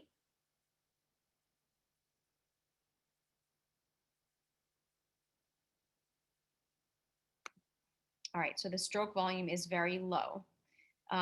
Here again, so I'll explain this a little bit in detail again. So what's happening here is the LV diastolic pressure, it probably is high. So that's not wrong to say, but the thing is the M-mode is not telling you about that. Here, they're not showing you that there is a B bump. They're not giving you any sort of additional information about that. What they are showing you is that the mitral valve is opening in diastole, and then has a very, very slow closure, even leaking into the beginning of systole.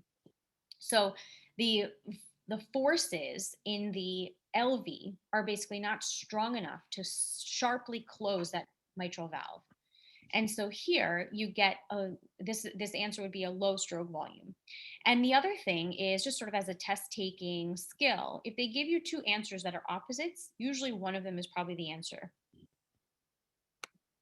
All right, and lastly, a 32-year-old woman is referred to you for a systolic murmur. She is completely asymptomatic. An echocardiogram is performed, and there's an MO through the aortic valve. What is your diagnosis? And wonderful. Everyone feels much more comfortable that this is a subaortic membrane. All right, thank you very much. I'm happy to answer some of the questions. Thank you very much, Dr. Garg. That was an excellent talk. We have two questions in the chat box. One is, can you please comment on assessing diastology using M-mode? Sure, hold on. Let me just, I want to share the slides again so you guys can see them. Assessing diastology with M-mode. So what's diastology with M-mode is a little bit different. So what you're doing with diastology is you're doing essentially the tissue Doppler and the movement of the tissue Doppler with velocities. With M-mode, what you're really getting is movement rather than velocities. And so I wouldn't necessarily characterize them in the same exact way. It's different where you are looking at the annulus of the tricuspid valve with the TAPSE. And that one is where you're seeing the actual systolic excursion. So you're seeing the movement.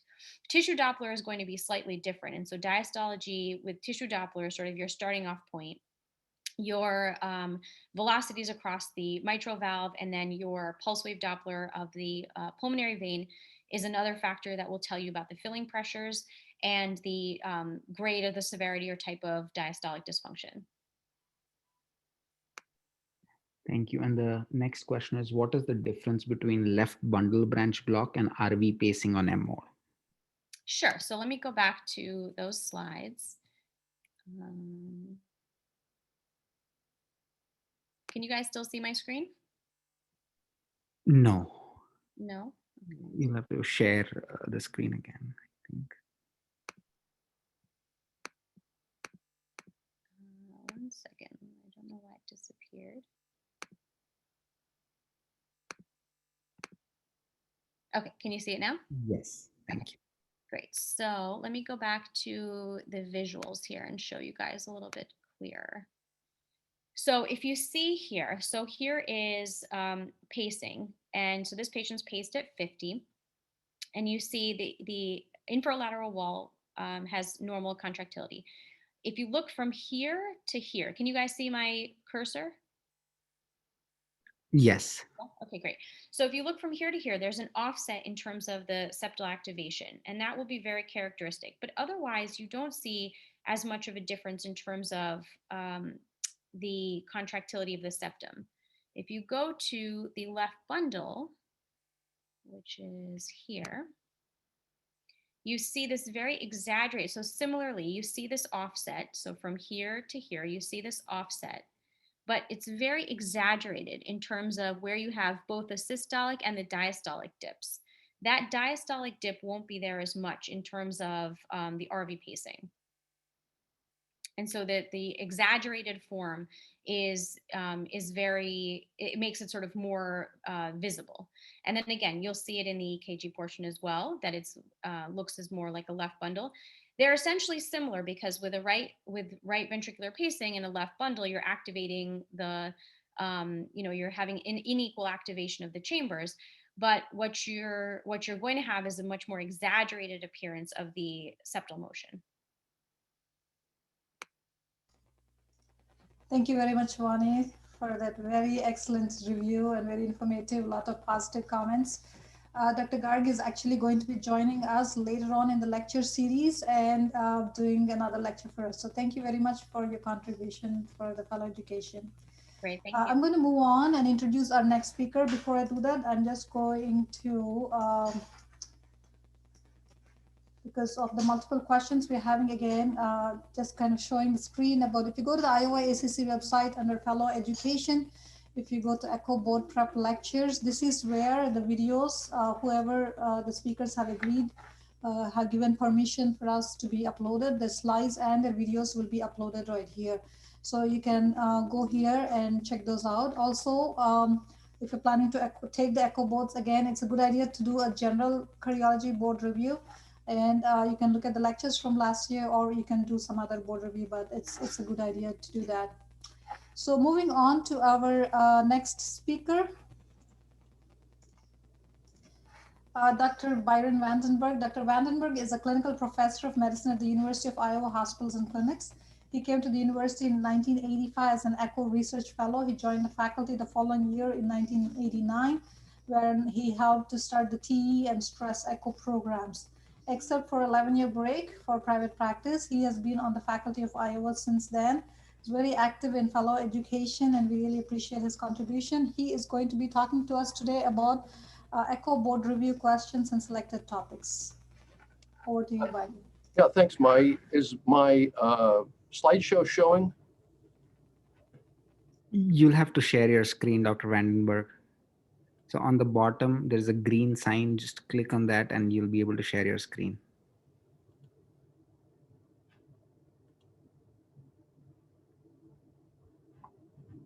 Is it there? Yes, we can see now. Okay, so we'll go ahead and start. Yes, looks perfect. Thank you. So in this talk, I'll be reviewing a number of subjects listed here: chamber dimensions, systolic and regional function, aorta, diastology, valves, pericardium, congenital, some miscellaneous topics, and I'll wind up briefly with some topics on physics. The goal here is to review topics that you might not usually see in the day-to-day echoes that you read in your echo labs. By way of introduction, I would say that this is going to be a review that are likely to be on the echo boards after my review of echo self-assessment program, and assumes you have experience in reading echoes, that you have background with Doppler to assess hemodynamics, familiarity with echo in the diagnosis of common cardiac diseases. I have many slides upcoming detailing criteria for disease severity, and the focus will be directed at important cutoffs or thresholds, which are typically asked as questions. So to know the cutoff between normal and abnormal. It's not intended to be a substitute for echo board exam preparation. The presentation is intended for use as a review. most fellows seem to like this as a review just before taking the board, just as a kind of a double check or review of the high likelihood asked questions. So first, let's talk about chamber dimensions, systolic and regional function. So this is the large list of values as provided in EchoSAP. I've highlighted the values that most of the questions relate to. That is LV dimensions, LV ejection fraction, LV mass, and wall thickness. And this highlights those numbers. So the upper limit for internal diameter and diastole is 5.8 for men, 5.2 for women. EF upper limit 52 men, 54 women. Wall thickness 1 centimeter for men, 0.9 for females. It's also good to know what is the sphericity index. Sphericity index is the length of the left ventricle divided by the width. And if it's less than 1.5, that's abnormal and reflects an increase in width and LV dilation and remodeling. It's also good to know this figure. It relates relative wall thickness as a value determined by 2 times the posterior wall thickness divided by the internal diameter. There are questions about relative wall thickness and identifying which category patients fall in regarding their LV mass and wall thickness. Eccentric hypertrophy, so the 2 squares on the right are elevated LV mass. That can be due to eccentric hypertrophy, where the relative wall thickness is low because of the dilation, but yet you have when you do the LV mass calculation, the mass is elevated, or concentric hypertrophy seen in hypertension. So increased wall thickness as well as LV mass. Contrast that with concentric remodeling, sometimes referred to, which you would typically see in the so-called athlete's heart, where we have normal LV mass, but relative increased wall thickness. So wall thickness, relative wall thickness, 2 times the posterior wall divided by internal diameter.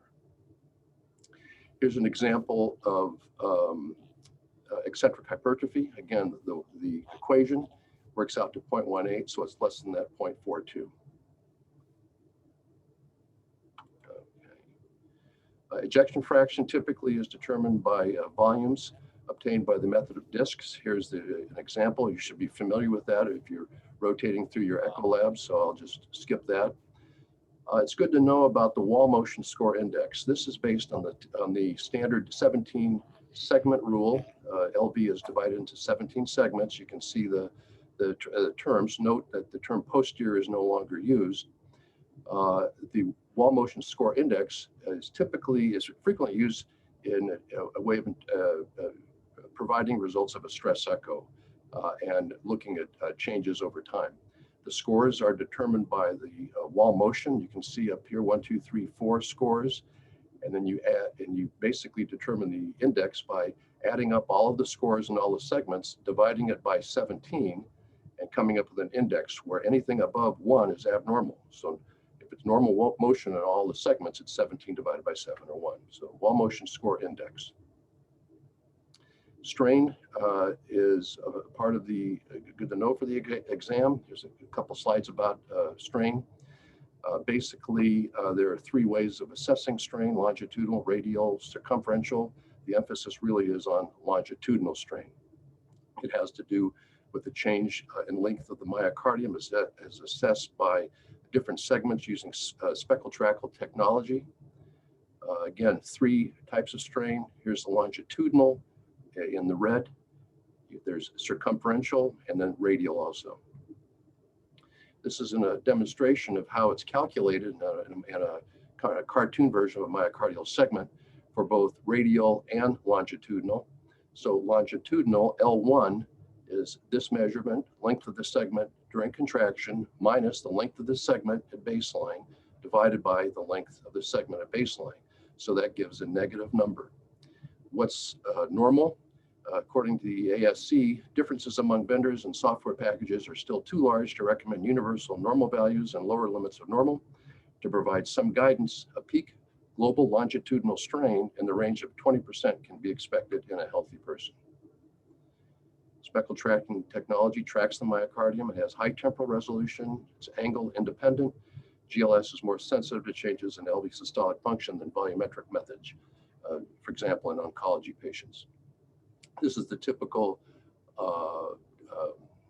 view of what you would see on your equipment with strain obtained by the sonographer and then displayed on this polar map. And here's the global longitudinal strain of minus 19.8.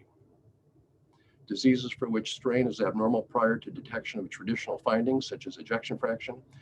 It would be hypertension, diabetes, glycogen storage disease, cardiac amyloid is a popular disease to show on the boards. And I'll show you the kind of the classic amyloid strain pattern, primary myocardial diseases and coronary disease. This is the classic cardiac amyloid strain pattern where there's preservation of strain at the apex, but reduced values in the mid and basal portion. Myocardial performance index is another index of LV function that's typically can be on the boards. The index is basically a reflection of a value that detects prolongation of isovolumic relaxation and contraction. So MPI is the sum of isovolumic contraction and relaxation times divided by the ejection time. So normal less than 0.40 for LV, 0.43 for RV, but this is the one to try and remember. Again, the index will go up as the numerator goes up, the isovolumic periods. Is the LV systolic function normal on this Doppler? This is a demonstration of calculation of dp/dt as an index of LV function. It's based on the mitral regurgitation continuous wave spectral pattern, and you can see the sonographer has put some points here that correspond with 100 centimeters per second, 300 here, and calculating the time between those two values. Slope of the MR jet is a change in pressure between LV and LA over time. So measure the time between 1 meter per second to 3 meters per second. Here's the equation of dp/dt. It's also down here, change in pressure divided by change in time. The change in pressure is standard. Basically, if you just put your crosshairs at along the pattern and align it with 1 meter, click and then do another measurement at 3 meters, it will give you a time. So the 1 and 3 is standard. So 3 meters per second squared 9 times 4 is 36 minus the 4. So your delta P is 32. The unknown is the delta T. So the computer will do that, or your machine will do this. Delta T here is 67 milliseconds. So 32 divided by 0.0, you have to convert it to seconds, divided by 0.067 seconds gives you the 478. Less than 1,000 is abnormal, and there's this gray zone of 1,000 to 1,200. So 1,000 is the key thing to know for abnormal. In terms of regional wall motion, I'll just be very brief because I'm sure you have experience with identifying culprit vessels, but this just gives you an example of what to expect. 78-year-old female with history of rheumatoid arthritis and hypertension presents with chest pain and shortness of breath. EKG shows ST elevation. What's the likely culprit vessel? And you can see the peristernal long axis in the upper left, the apical view. You can see the apical wall motion abnormality. So it's the LAD. Patient develops a harsh systolic murmur, and then as a complication with the murmur, think of VSD versus mitral regurgitation, of course. That's a demonstration of post-infarct VSD. Next, 78-year-old male with a history of tobacco use, hypertension, and COPD presents with acute chest pain and ST elevation on the EKG. Again, what's the likely culprit vessel? Okay, so you can see the modified apical two chamber with the basal mid inferior wall motion abnormality. You can see the dilated RV. So this is our inferior MI with an RV infarct. Finally, I think you've seen this a number of times, but this is one of those things that just always seems to show up on the boards, the M-mode of cardiomyopathy, hypertrophic cardiomyopathy with the classic systolic anterior motion of the mitral valve. Patients with this disease have, if you have asymmetric hypertrophy but no obstruction, that is, or a resting peak gradient under 50, but you have exertional symptoms, they would like you, the recommendation is to obtain an exercise Doppler to see if there's a provocable gradient. So the two kind of classic diseases that influence RV function that are testable are carcinoid heart disease and arrhythmogenic right ventricular dysplasia. So we'll talk about both of those. First is a 42-year-old male with one episode of syncope without warning. EKG shows T-wave inversions V1 to V3, no medical history. Father had sudden death, unremarkable exam. And here is your apical four-chamber view with the focus on the right ventricle. The RV mid diameter is abnormally enlarged. Normal is less than 35. Basal diameter is enlarged. Normal is less than 41. Longitudinal diameter in this case is normal, where normal is less than 83, and the fractional area change is reduced, with normal being at least 35%. Other parameters for RV systolic function are TAPSE. Here's the height from end diastole to end systole. Normal is over 17 or greater. This one measured at 13, so it's reduced. Another is the tricuspid annular velocity in systole. And so this measured at 6.2. Normal is greater than 9.5. So this is also reduced. So we have reduced fractional area change, reduced TAPSE, reduced tricuspid annular velocity. And these are the three major ones. There's multiple values for assessing RV function. This is from EchoSAP again, but I've starred the three that the question, pretty much all the questions relate to these three parameters. So these are the three cutoffs to try to remember.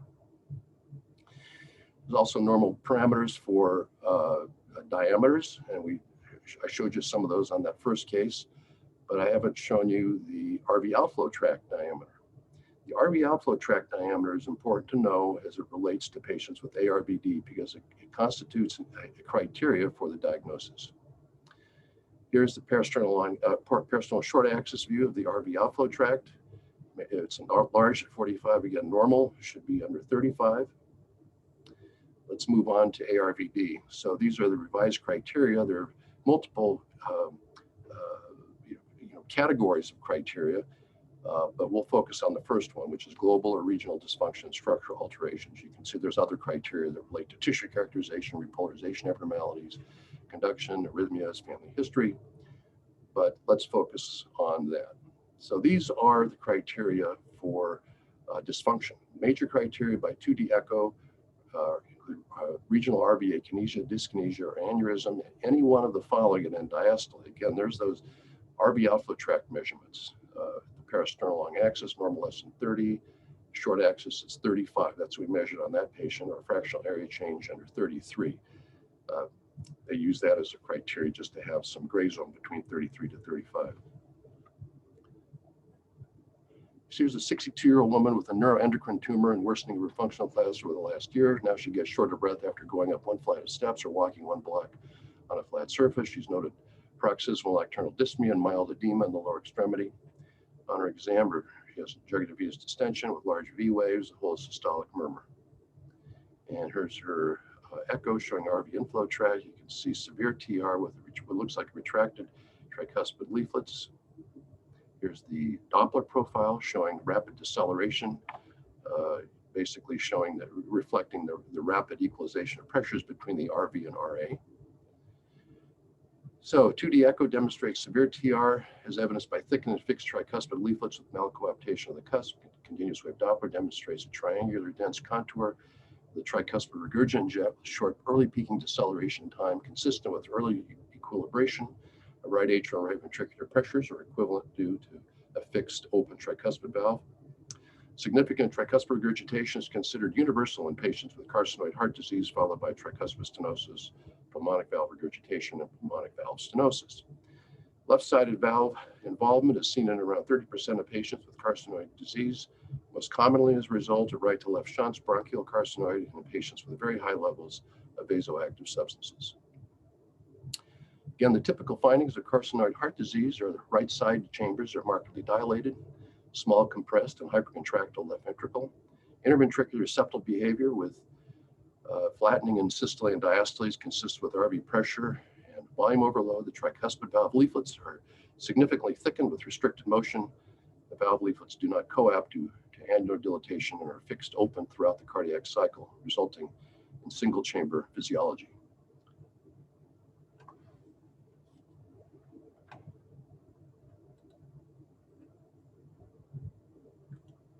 Jay, are you there?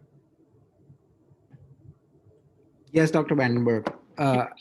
There's something that showed up on, is there a blue? Yeah, I don't know if someone was trying to draw it, but I've removed that person. So hopefully there shouldn't be any more of that. So reminder, when there is no coaptation of leaflets and severe TR, peak tricuspid regurgitation velocity can significantly underestimate the true PA systolic pressure. It has to do with rapid equalization of the pressures across the tricuspid valve and a lag in the time it takes to increase the pressure across the tricuspid valve due to the need to mobilize a large mass of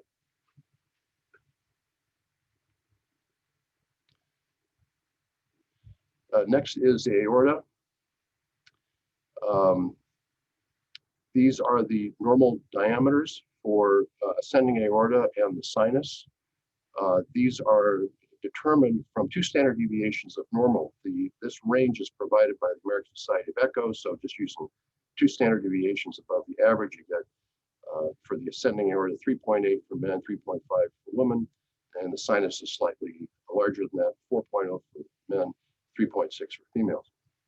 After initial detection of a dilated aorta, a repeat echocardiography should be performed in 6 months to confirm stability. Small stable aneurysms, that is less than 4.5 centimeters, may be followed by annual imaging, whereas aneurysms over 4.5 for those demonstrating growth should be followed every 6 months or more frequently depending on particular circumstances. When to operate? In general, the cutoff is 5.5 centimeters. This is the kind of question that would be asked on the board. You make the diagnosis, and now what would you recommend? So 5.5 in general. 4.0 to 5.0, or they actually, that's for the ACC AHA guidelines, but EchoSAP uses 4.5 as a cutoff. Patients who have Marfan syndrome or other genetically mediated disorders such as Ehlers-Danlos, Turner's, bicuspid aortic valve family, familial thoracic aortic aneurysm dissection. In addition, a rapid growth rate defined as more than 0.5 centimeters per year in aorta that's less than 5.5. Thirdly, in patients undergoing aortic valve repair or replacement for another reason who have an ascending aorta or root greater than 4.5. This has to do with an area that we typically don't, that you may not see a lot of, but this is can be on the boards. It has to do with imaging from the suprasternal notch, so it's worth going over. This was from a question asking what this vessel was. It's the brachiocephalic vein. It's right next to the left carotid artery. Typically, what we usually talk about are in terms of the great vessels that we image are the left subclavian and the left carotid. Here's the descending aorta. By the way, we see a coarc in this. This is a kind of standard view for coarctation. But here's a diagram of normal anatomy. So what we typically see with the suprasternal notch is the left subclavian artery, left common, coming off the aorta. The venous system, we're familiar with the superior, so in the venous system, the superior vena cava starts at the confluence of the brachiocephalic veins. The left brachiocephalic vein empties the left side and goes and is seen on that suprasternal notch, adjacent right next to the left common carotid. So you can see it looks like they run in parallel here, and that would be imaging. Part of this is not just cross section; it's an oblique cut. So left brachiocephalic vein next to the left common carotid. The next one to talk about is the relationship of the superior vena cava to the right PA, because this can be imaged by angulating the suprasternal probe to the right, and you get this picture. So you can see the cross section of the ascending aorta. Here's the RPA and the SVC. They look like they're perpendicular. Go back, and you can see here it is. If you can imagine scanning down, here's the angle of the RPA and the SVC cross-secting the ascending aorta. So that's the This structure is the SVC. We saw a picture of this perpendicular RPA, aorta, SVC. You see the abnormal finding on the next video. This is a parasternal long axis view, and they want you to be aware of, we tend to focus on this area. Don't forget the descending aorta. This is the intimal flap dissection of the descending aorta. Next, diastology. This will be, because of limitations of time, this will be kind of an overview limited to the types of questions you get related to diastology. Before we start, we'll just start with the cutoff values. So septal E velocity, this is the tissue Doppler velocity of the septum, 7, lateral wall, 10, average of the E prime is 14. So that's this should be great. So cutoff values, it would be over 14 would be abnormal. Other parameters are LA volume index over 34, TR velocity over 2.8. So the tissue Doppler parameters, the LA volume index parameter, again, it's indexed to meter squared, TR velocity. In addition, indicators associated with birth prognosis in HFrEF are E prime less than 3, E prime greater than 15, and deceleration time less than 140. That'd be a restrictive physiology, restrictive pattern. So here's the algorithm from the ASE, and this is in the echo boards, or EchoSAP. Will take you through this as it relates to putting a particular patient that you're presented with in a grade of 1, 2, or 3. So let's start with grade 3. So this would be E to A ratio over 2. 56-year-old male with no coronary disease is admitted to the hospital with what's thought to be pneumonia. It started 3 days ago. History of prior MI, hypertension, reduced EF. And this to give you these Doppler profiles. So here's your mitral inflow showing elevated E wave. There's 100 centimeters per second. A wave's 40. EA is 2.5, so it's over 2. So by definition, grade 3. Here's your tissue Doppler showing an E prime of 5. TR velocity was not available in this patient. LA volume index is elevated over 35. So by definition, that's grade 3. Just to mention pulmonary vein Dopplers, typically there's systolic dominance. If there is blunting of the systolic portion of the waveform, that suggests either elevated LA pressure versus MR. So let's talk about grade 2. Grade 2 now incorporates these criteria: Doppler criteria, TR criteria, LA volume criteria. We mentioned the Doppler criteria, but this really relates just to EE prime. This, of course, came from the Baylor group. EE prime over 14 suggests elevated LA pressure. If you have 2 or 3 of these positive, that suggests so-called grade 2 or elevated LA pressure diastolic dysfunction. 72-year-old female complains of exertional dyspnea for 6 months. She feels fine at rest, but has noted routine activities such as housework make her feel winded. She's attributed this to weight gain. Has managed to lose about 8 pounds through dieting with minimal improvement symptoms. Happened 6 months ago. Over the last 6 months, is hypertension, non-remarkable exam, LDH on EKG. Here's her 2D echo. Apical view shows LV hypertrophy, normal systolic function. And here's the Doppler profiles. So first in the upper left is your mitral inflow. Then you have your tissue Doppler of your septal and lateral walls. E wave is 118, A wave is 81, giving an EA ratio of 1.45. So it's between that 0.8 and 2.0. The E prime is 7, so right at the cutoff. E prime is 12, and the EE prime average is 12. So that's a negative since it's less than 14. But LA volume index is elevated over 35. The TR velocity is elevated over 2.8, so that's positive. So it's 2 out of 3. So that's grade 2. As an aside, B bump shows up. B bump's a reliable indicator of elevated late diastolic pressure. MO's position for the mitral valve reports the mitral valve motion through the cycle. In addition to E and A, there's that additional anterior motion of the valve after atrial systole. Sometimes it shows up about what's the L wave, or sometimes referred to as the Batman sign, but the L wave would be the term used on the boards, represents advanced stage of diastolic dysfunction secondary to markedly delayed LV relaxation, allowing for further LV filling during mid-diastole. In the setting of elevated LV filling pressures, it's usually seen in the setting of people with known cardiac disease with relatively slow heart rates. The L wave is rarely seen in people with normal diastolic function. Continuing with the algorithm, normal LA pressure, grade 1 diastolic function. I don't think I have an example of this, but basically this is abnormal relaxation. So the EA ratio is less than 0.8. The E velocity is reduced. And cannot determine would be if when only 2 criteria available, and one's positive, one's negative. This is the second algorithm that's in the ASC that the ASC uses in their document guidelines, and again, the EchoSat.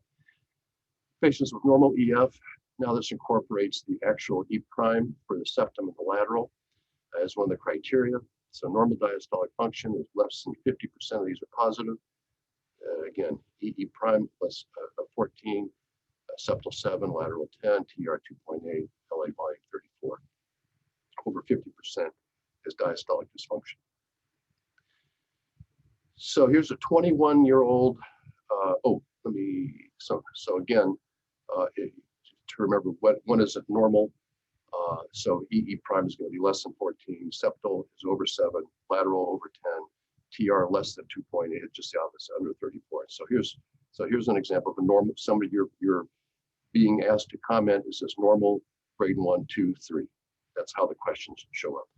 So this is a 21-year-old male with a past history of polysubstance abuse, including active tobacco use, presents with symptomatic bradycardia. The patient has been noted to be bradycardic since birth. Recently, it's been associated with positional lightheadedness, episodes of presyncope, deny syncope, EKG shows sinus brady, ejection fraction is normal, and they give you the Doppler.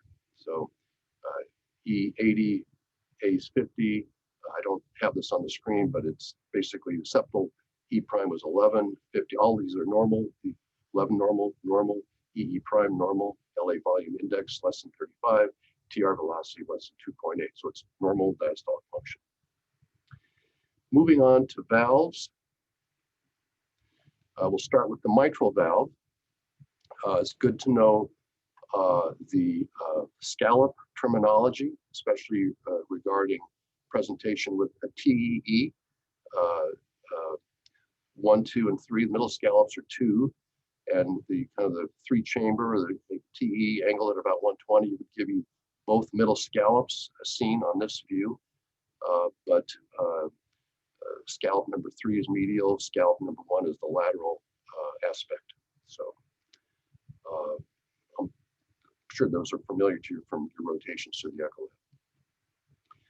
The stages for microregurgitation are listed here. At risk would be patients with just mild regurgitation, progressive when it's more severe, but not severe. The key are the stage C stages. Stage C1 is asymptomatic severe, ejection fraction greater than 60 with an end systolic diameter of 4.0, and C2 with an ejection fraction under 60 and an end systolic diameter over 4. And then stage D is symptomatic severe. The reason they focus on this is to know when to recommend an operation.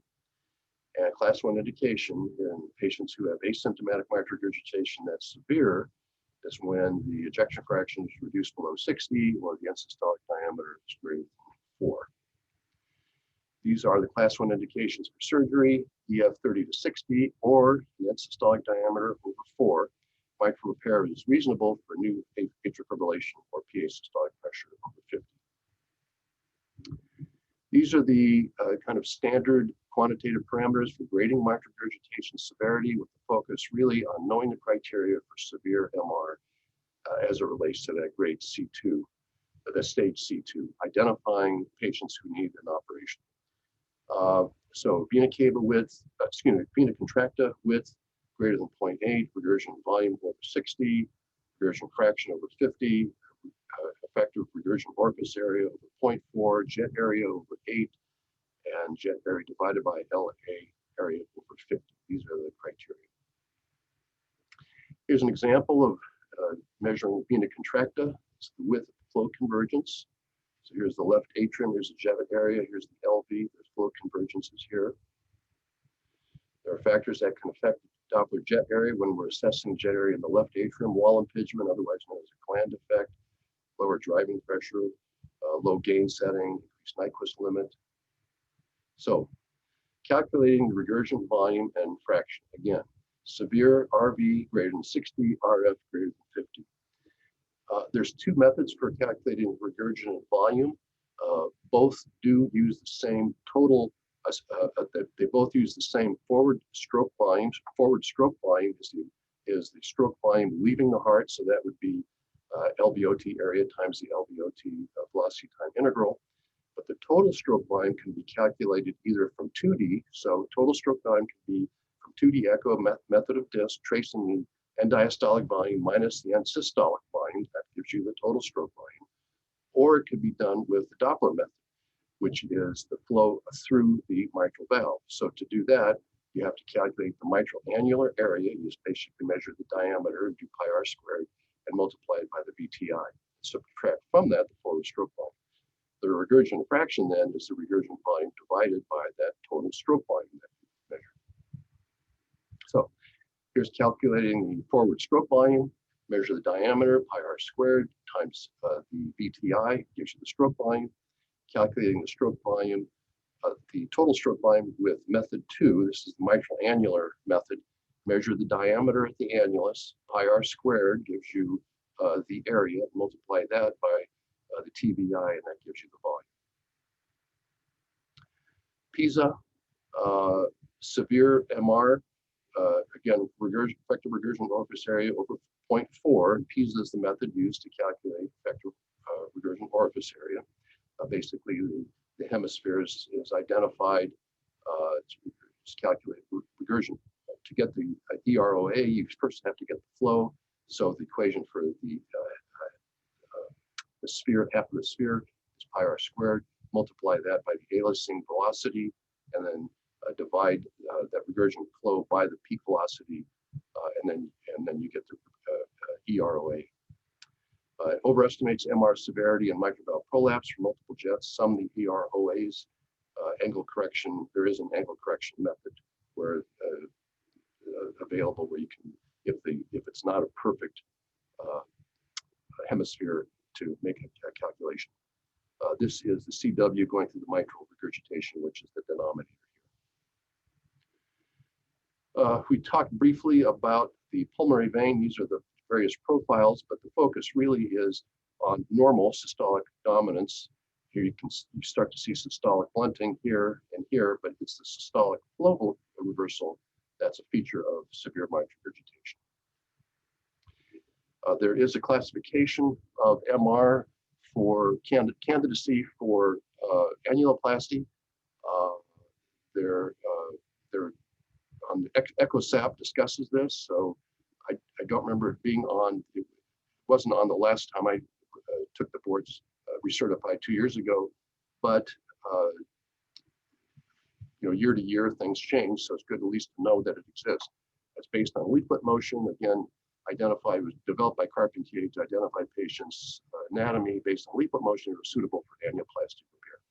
So type 1 would be normal leaflet motion. Examples would be a leaflet perforation or dilated annulus. The latter would be suitable for annuloplasty.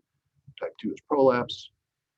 Type 3 relates to restriction of leaflets. Type 3A is diastolic restriction, which would be classic for rheumatic disease, rheumatic mitral valve, not a candidate for annuloplasty, versus ischemic disease, which is systolic restriction of leaflets, which could be repaired. Type 4 is SAM. I'm sure you've seen had experience with obstructive mitral prosthesis. This is the Doppler, elevated velocities, high mean gradient. Criteria for mitral clip does show up. These are the criteria for the Everest trial. Based on coapt, it has to be at least coaptation length of at least 2. The depth from the annulus should be less than 11. The flail gap should be less than 10 to put a clip on, and the flail width should be less than 15. So, you know, you would get some numbers, and the question would be, is the patient candidate for a clip? That's basically how they word it on the EchoSat. A few words about mitral stenosis. Remember the halftime equation, mitral valve area 220 divided by pressure halftime. For rheumatic, not calcific. Recommendation for calcific MS is to view the mitral valve area from the continuity equation. Continuity equation is area times VTI. Again, that's the stroke volume divided by the VTI. So this is the volume divided by centimeters, VTI, and that gives you square centimeters. But it's not useful if you have significant regurgitant lesions of the aortic or mitral valve. 3D echoplanimetry is felt to be more accurate than pressure halftime. Gradient is borderline significant. Obtain an exercise Doppler. If the mean gradient's over 15 with exercise, and the PA systolic pressure over 60. Patients a candidate for valve surgery. The PA systolic pressure increases, but no increase in gradient. Suspect pulmonary etiology of the patient's dyspnea. Severe MS criteria are for, depends on if it's rheumatic or calcific. For rheumatic, area under 1.5, gradient 5 to 10 is considered severe, and very severe is the same criteria for severe calcific. So under 1.0 square centimeters for area, over 10 for mean gradient. If you have a mitral Doppler like this, we use the secondary slope as recommended for doing the pressure at halftime, initial brief decrease. Wilson score relates to the anatomy of the mitral valve and subvalvular apparatus to candidacy for successful outcome from a balloon valvuloplasty. It's based on 4 different criteria and the grading system 1 to 4. Basically, you just add up with each of the criteria, add up the grades, and if the total is 8 or under, the patient's a candidate. One other caveat about assessing patients immediately after balloon valvuloplasty, use mean gradient, not the pressure at halftime. Here's a kind of a cartoon showing the severity appearance on the 4 different criteria. Basically, you can see that the severity moves from the leaflet tip up to the annulus. So here's mobility, 1, here's 2, it's moving up towards the annulus, restricted mobility up to annulus. From leaflet tip to the annulus is 4, thickening, again, from tip of the leaflet up towards the annulus. Chordal involvement as it moves away from the leaflet tip gets more severe. Here's a grade 4 involving the whole cord, and again, calcification involving the whole leaflet constitutes a 4. Moving on to aortic stenosis, here's the basically criteria that are in the American Society of Echo and used by EchoSat. Certainly, it's good to know all the 3 for the boards. I'm sure you know this from your experience with your local echo labs. Remember, the echo may overestimate transaortic valve gradient relative to cardiac cath due to pressure recovery, since cath measures downstream pressure more distal to the valve versus the Doppler will measure that pressure drop, which is higher at the right at the valve, right just after distal to the valve. Some caveats about AS measurement with Doppler: the outflow tract velocity is greater than 1.5, so it's high, not a negligible proximal velocity. You have to compensate for that or account for that in the Bernoulli equation. That's done by including that velocity as V1. So peak velocity that you're getting with your CW is V2 squared, but you have to subtract V1, which is obtained with the pulse wave Doppler and the LV outflow tract. Mean gradient's typically it's about 70% of the peak gradient. Low flow AS, here's the Hackey equation, cardiac output divided by the square root of the pressure gradient. Low flow, low gradient AS refers to mean gradient under 40 with reduced ejection fraction, but an area that's severe, under 1.0 square centimeter. With low dose dobutamine, if the area is borderline, if it's true AS, the mean gradient will go above 40, versus pseudo AS, the area will actually increase. Paradoxical low flow, low gradient AS refers to normal ejection fraction, but low flow due to low stroke volume, defined as under 35 ml per meter squared. And again, this is determined from the LV outflow tract measurement. LVOT area times velocity gives you the stroke volume, and then you have to normalize that to body body surface area. Here's an M mode of bicuspid aortic valve. Note the eccentric closure of leaflets associated with aortic root dilatation. Recommendation is to screen first-degree relatives. There are variants of the bicuspid aortic valve. Most common is when the raphe is between the right and left coronary. Least common is when the raphe is between the left and the non-coronary cusp leaflets. It's good to know the syndromes that are associated with non-valvular AS. So supravalvular AS, this is whether you have obstruction at the superior edge of the sinuses. It's associated with peripheral pulmonic stenosis and aortopathy. The syndrome to remember is Williams syndrome, distinguished by elephant facies, intellectual disability, short stature, strabismus, hypercalcemia. It's recommended to have surgery if the mean gradient's over 50, or the peak is over 70. Subaortic membrane of Valsalva will decrease the gradient as opposed to an increase that you'd see with hypertrophic cardiomyopathy and systolic anterior motion of the mitral leaflet. Remember Schoen's complex, subaortic membrane associated with some or all of the following: supravalvular MS, parachute mitral valve, bicuspid aortic valve coarctation. Surgery if the mean gradient's over 30 or peak over 50. So Schoen's and Williams. Moving on to aortic regurgitation, here's the criteria. It's good to remember the severe criteria for AI, especially as it relates to candidacy of a patient for valve surgery with asymptomatic severe aortic regurgitation. So severe criteria.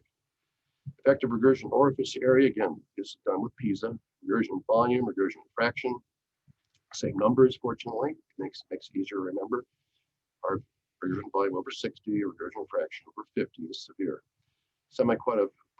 Semi-quantitative parameters include the vena contracta, jet width ratio, jet area to LVOT ratio, other qualitative parameters, F time, jet density, visualization of PISA size, diastolic flow reversal. That's in the descending aorta. So again, PISA method, here's the radius, calculate effective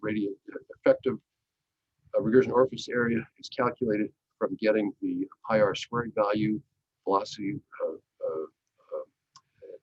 at aliasing divided by the maximal velocity, and then again the regurgitant volume is regurgitant orifice area times velocity time integral obtained here by the AI jet. Stages of chronic AI, the key is at stage C2. Stage C2 is severe asymptomatic, which is end systolic diameter over 50 and an EF under 50. These are the criteria for surgery in patients who have asymptomatic severe AI. Class 1 indications, EF under 50, end systolic diameter over 5 when the ejection is over 50. Class 2A indication is enlarged end diastolic diameter over 6.5. Let me go back a slide, and here's that class 2 indication. Those are the key numbers to know. 50-50 for AI, 60-40 for MR. So EF 60, end systolic diameter 40 millimeters for MR, and it's for AI, it's 50-50.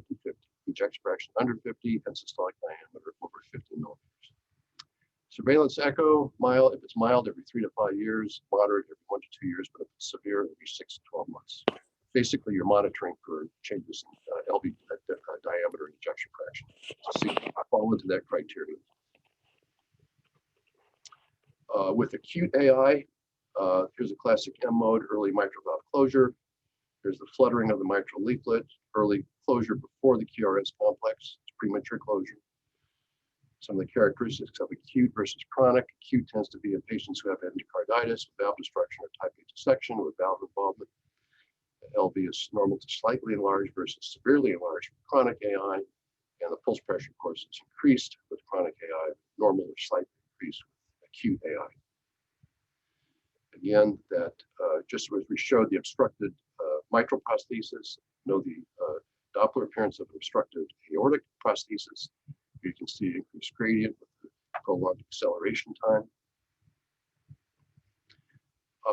This is from EchoSAP, kind of an overwhelming 2 pages of grading for paravalvular aortic regurgitation. The setup for this is managing a patient who has aortic regurgitation following a TAVR. The The key is on page 2. Page 2 with circumferential extent of paravalvular regurgitation. This is what the questions really focus on that I saw in EchoSAP, and has the circumferential extent of PVR. 10 is kind of the key number because anything over mild AI can be a problem. Moderate or severe may need an intervention. So 20%, 10 to 20 is kind of the gray zone, the mild to moderate. So under 10 is mild, over 20 is at least moderate. So here's the algorithm for corrective procedures for TAVR and aortic regurgitation. Basically, it's recommended if there's more than mild aortic regurgitation. So again, mild or trace, no more procedures, but if it's moderate, severe, corrective procedures include a balloon post-dilatation of the prosthesis, placing a valve in valve, or closure of the leak with the plug. A few words about the tricuspid valve. There are questions about showing you a picture of the tricuspid valve and asking you to comment on what are the leaflets. Are they anterior? Is it an anterior leaflet, septal, or posterior leaflet? So kind of a rule of thumb is if it's in the near field of the echo image that you're looking at, it's most likely an anterior leaflet, but far field, it could be septal or posterior. So here's an example. Here's basically showing a peristernal short axis view, and in the anterior leaflet, because part of the anterior leaflet is with the along the septum actually, it's probably the anterior leaflet. But as you move towards the second part of the right atrium, it could be either. So here's an example. They're showing you on the left, yellow is the septal leaflet, here's the posterior leaflet. So on the RV inflow view, it's most likely anterior leaflet, but it's a little uncertain which is the septal and posterior. On the apical fourth chamber view,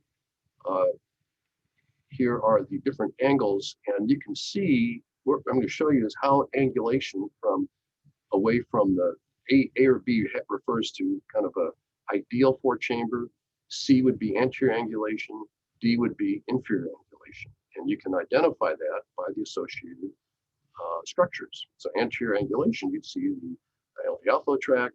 Inferior angulation, you'd see the coronary sinus. So going through this, here's your A and B are kind of the true fourth chamber apical views.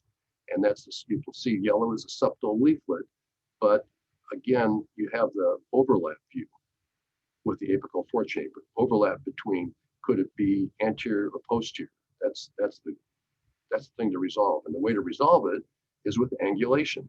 So basically, here you can see the anterior angulation. The X or the plus sign there shows the LV outflow tract.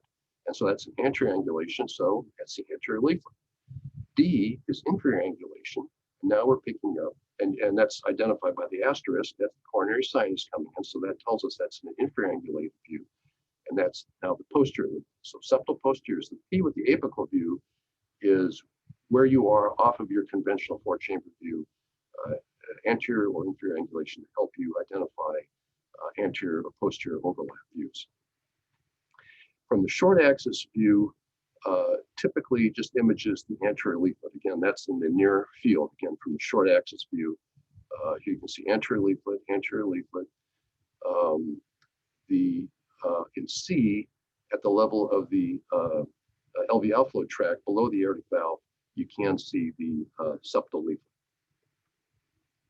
Tricuspid stenosis regurgitation. 90% of TS is rheumatic. Severe TS is mean grading over 5, area under 1. TR, 80% is due to annular dilatation rather than primary valve pathology. Severe TR is defined as a jet area over 10 square centimeters or over 50% of the right atrium, vena contracta over 0.7, and hepatic vein systolic flow reversal. This is an example of what we showed you with carcinoid and the rapid deceleration of the TR jet, with reflecting really equilibration between the RV and right atrial pressures. Here's the flow reversal from the hepatic vein. Doppler's placed in the hepatic vein. Flow should be forward. Here's the systolic flow reversal corresponding to TR velocity or retrograde flow. This summarizes basically the findings. Let's see. So again, severe vena contractor of 0.7, effective regurgitant orifice of 0.4, regurgitant volume of 45, severe. PS, same criteria as AS, peak velocity of 4, peak gradient of 64. Peak gradient of peak velocity of 4 is the same as AS. Noonan syndrome is PS due to dysplastic valve, doesn't respond well to valvuloplasty. Surveillance echo for pulmonic stenosis and indications for balloon valvuloplasty. Indications are a peak. If for follow-up, if you have a patient with pulmonic stenosis and the peak is under 30, it's every 5 years. Indication for valvuloplasty, unless there's associated regurgitation, is a peak over 60 or mean 40 if asymptomatic, peak 50 or mean over 30 if symptomatic. So pericardial. Pericardial disease is what we'll do basically is kind of limit this to tamponade and constriction, maybe an image of a pericardial cyst. First tamponade, RV diastolic collapse is specific for tamponade, 90%, versus RA collapse, only 66%. There's excessive respiratory variation in mitral of greater than 30%, tricuspid greater than 60. Hepatic vein Doppler and tamponade flow occurs only in systole and may be observed only in inspiration. Constriction. The key criteria to kind of memorize for the exam are deceleration time of the early filling velocity less than 150, mitral respiratory variation over 25%, tricuspid over 40%, IV plethora, septal bounce, annulus reversus, referring to mitral E prime being greater than lateral due to the restraint of the lateral myocardium. Remember, normal is 7 for the mitral E prime, 10 for lateral, so lateral should be higher. But if it's the reverse, that's annulus reversus and suggests constriction. Annulus paradoxus just refers to as a medial E prime increases, the E prime decreases paradoxically. You expect high filling pressure, of course, elevated E prime, but that doesn't occur if you're using the medial E prime. Hepatic vein Doppler, diastolic flow reversal with expiration, color M mode velocity propagation over 100. That last bears worth commenting on. It's probably not something typically done in your echo lab, but it shows up on the EchoSAP and the boards. First, hepatic vein Doppler showing the diastolic flow reversal with expiration. Here's that color M mode. So basically, you're doing an M mode while the color Doppler is activated, and you're generating an image like this. And this is called the velocity of propagation. It's the slope, basically, and that slope decreases with diastolic dysfunction. But if you have rapid early filling, which is classic for constriction, you have a very high slope, very high velocity of propagation, defined as over 100. So here's that rapid E wave with rapid ascent. Effusive constrictive pericarditis is just worth remembering because that is something that is in EchoSAP. This basically refers to persistence of hemodynamic abnormalities following pericardiocentesis. Hemodynamic abnormalities referring to constrictive physiology. Here you can see the square root sign is persisting after pericardiocentesis, rapid constrictor filling due to high atrial pressure, sudden rise in diastolic pressures. The LV is constrained by the abnormal pericardium. There's the M mode showing a septal bounce, pericardial cyst. Typically, they're found incidentally. Moving on to congenital, we'll focus really on the most likely abnormalities to be questioned about. First, comments about coarct. It's usually distal to the left subclavian artery, intervene at peak-to-peak gradients over 20. ASD, here's the various locations, but the focus really is on secundum, sinus venosus, and primum. Indication for closure is a QP-QS ratio of 1.5 or above in signs of RV overload. Sinus venosus ASD often involves partial anomalous venous return. Caveat here is if symptoms persist after secundum ASD closure, recommendations to check a CT since 10 to 15% of patients have partial anomalous venous return, which may not have been recognized. And finally, an ASD that's over 38 millimeters should be treated surgically since there's not enough landing area for device closure. just to know about what is a cleft mitral valve. You can see the clefts in the anterior and posterior leaflets, typically with a primum ASD. VSD, perimembranous, the view to use as a peristernal short axis view, since Doppler can be parallel to flow, and you can get measurements to estimate the RV systolic pressure, the PA systolic pressure in the absence of pulmonic stenosis. Subcostal view is used for inferior muscular VSDs. Calculation of that gradient. Basically, you can calculate the RV or PA systolic pressure in the presence of a restrictive VSD. These are smaller defects with high velocity flow. So if no LVL flow tract obstruction, the RV systolic pressure is estimated as systemic blood pressure, which is obtained with the cuff, and just subtract that gradient that you obtain from the peristernal short axis view that's parallel to the VSD. Here's a question. Patient has a murmur, and you get a Doppler showing that there's an elevated velocity across the pulmonic valve of 3 meters per second. What's the diagnosis? Well, what they're showing you is a 2D echo of VSD with an overriding aorta. So this is tetralogy of flow. Tetralogy, the 4 parts of tetralogy of flow are pulmonic, subpulmonic stenosis, RV hypertrophy, VSD, overriding aorta. So this is one of those diseases that's likely to show up. PDA, the thing to know about if it's you're presented with a PDA patient is that because of that volume load on the LV from the shunt, LV enlargement and LA enlargement are class 1 indications to close that PDA. Transposition. This is highly likely to be asked. It's every time I've taken the boards recertified, it's shown up. Let's start with the easy one. This is corrected transposition. L transposition. It's also referred as L transposition. Basically, this is isolated ventricular inversion. Is probably the easiest way to think of this. Otherwise, everything's normal. So, arterial blood at left atrium. The RV is now the systemic ventricle, but the blood goes through the aorta. And venous blood, RA, to the right-sided ventricle, which is the morphologic LV, goes to the pulmonary circulation. Make the diagnosis by identifying the tricuspid valve on the left is apically displaced. Remember the normal anatomy, the tricuspid valve is apically displaced. But if you see it apically displaced on the left side, that's a tip.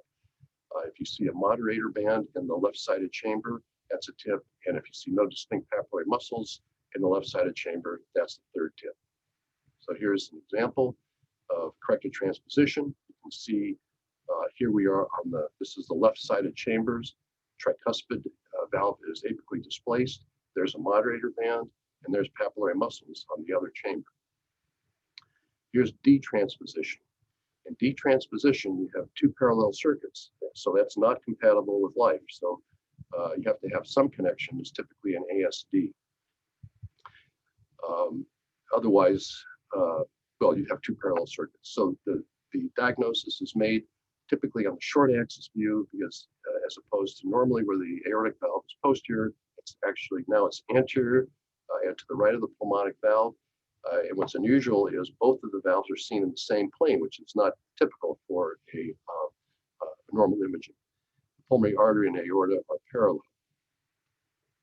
So here's some echo examples. Here you can see how the orientation is reversed. So the aortic valve now is anterior to the pulmonic, and actually they're both in the same plane, and you can see that they're parallel. Patients typically will come.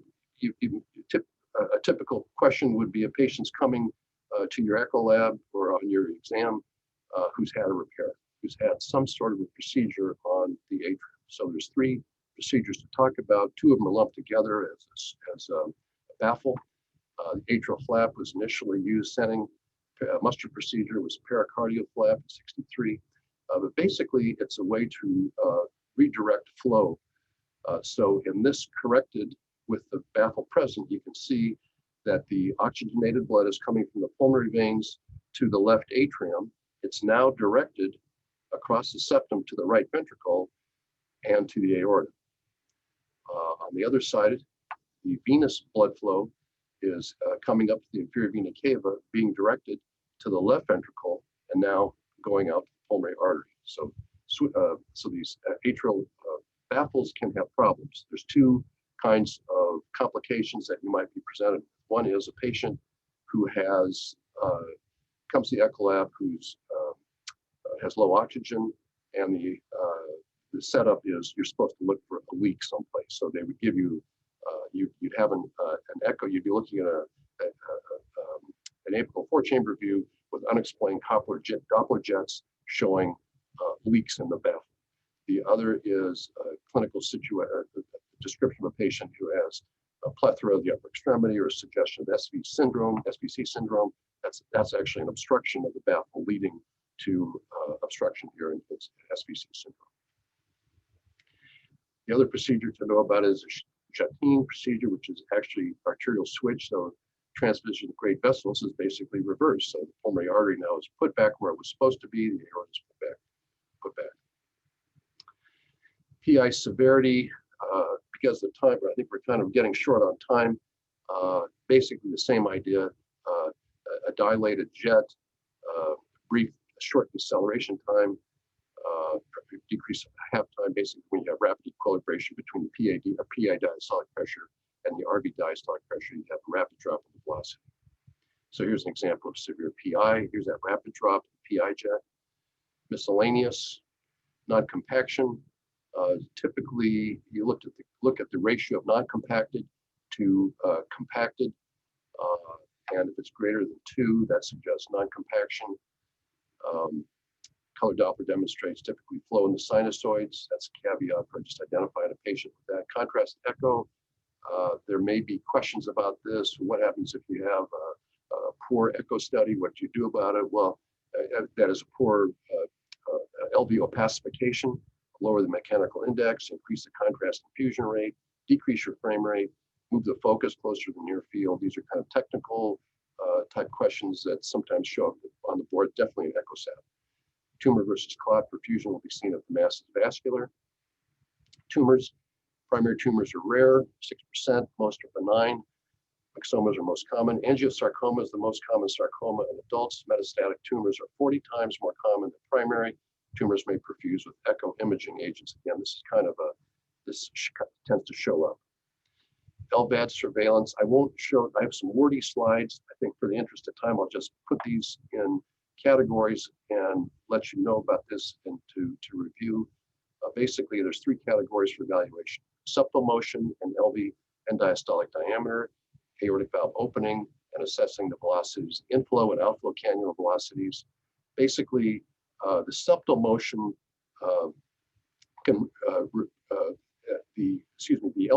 the degree of LV unloading can be inferred from LV chamber size and position of the septum, which reflects the relatively filling pressures in the LV and RV. So excessive LVAD speed, reduced LV preload or RV failure would cause LV underfilling and a leftward shift of the septum. Conversely, a rightward shift in the septum suggests LV overfilling, and that can be due to inadequate LVAD speed, pump dysfunction like thrombosis, cannula obstruction, AI, or high LV afterload. And I'll just move on to those are the main points. Aortic valve opening is another indicator of relative contraindication of native LV contractility to overall output. However, an aortic valve opening may also signify high LV pressure from LVAD dysfunction. I'll just move down to number 4. LVAD speed should be ideally set to allow for intermittent aortic valve opening, since persistent closure, which occurs at high LVAD speeds, increases the risk of aortic root thrombus and continuous AI. So I want intermittent opening. Finally, velocity measurements.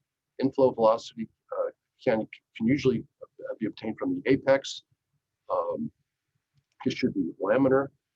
High velocities over 1.5 in the inflow suggest partial obstruction, whether due to thrombosis, kinking, or suction. In the outflow graft, it's more difficult to visualize, and peak velocity over 2 is considered abnormal.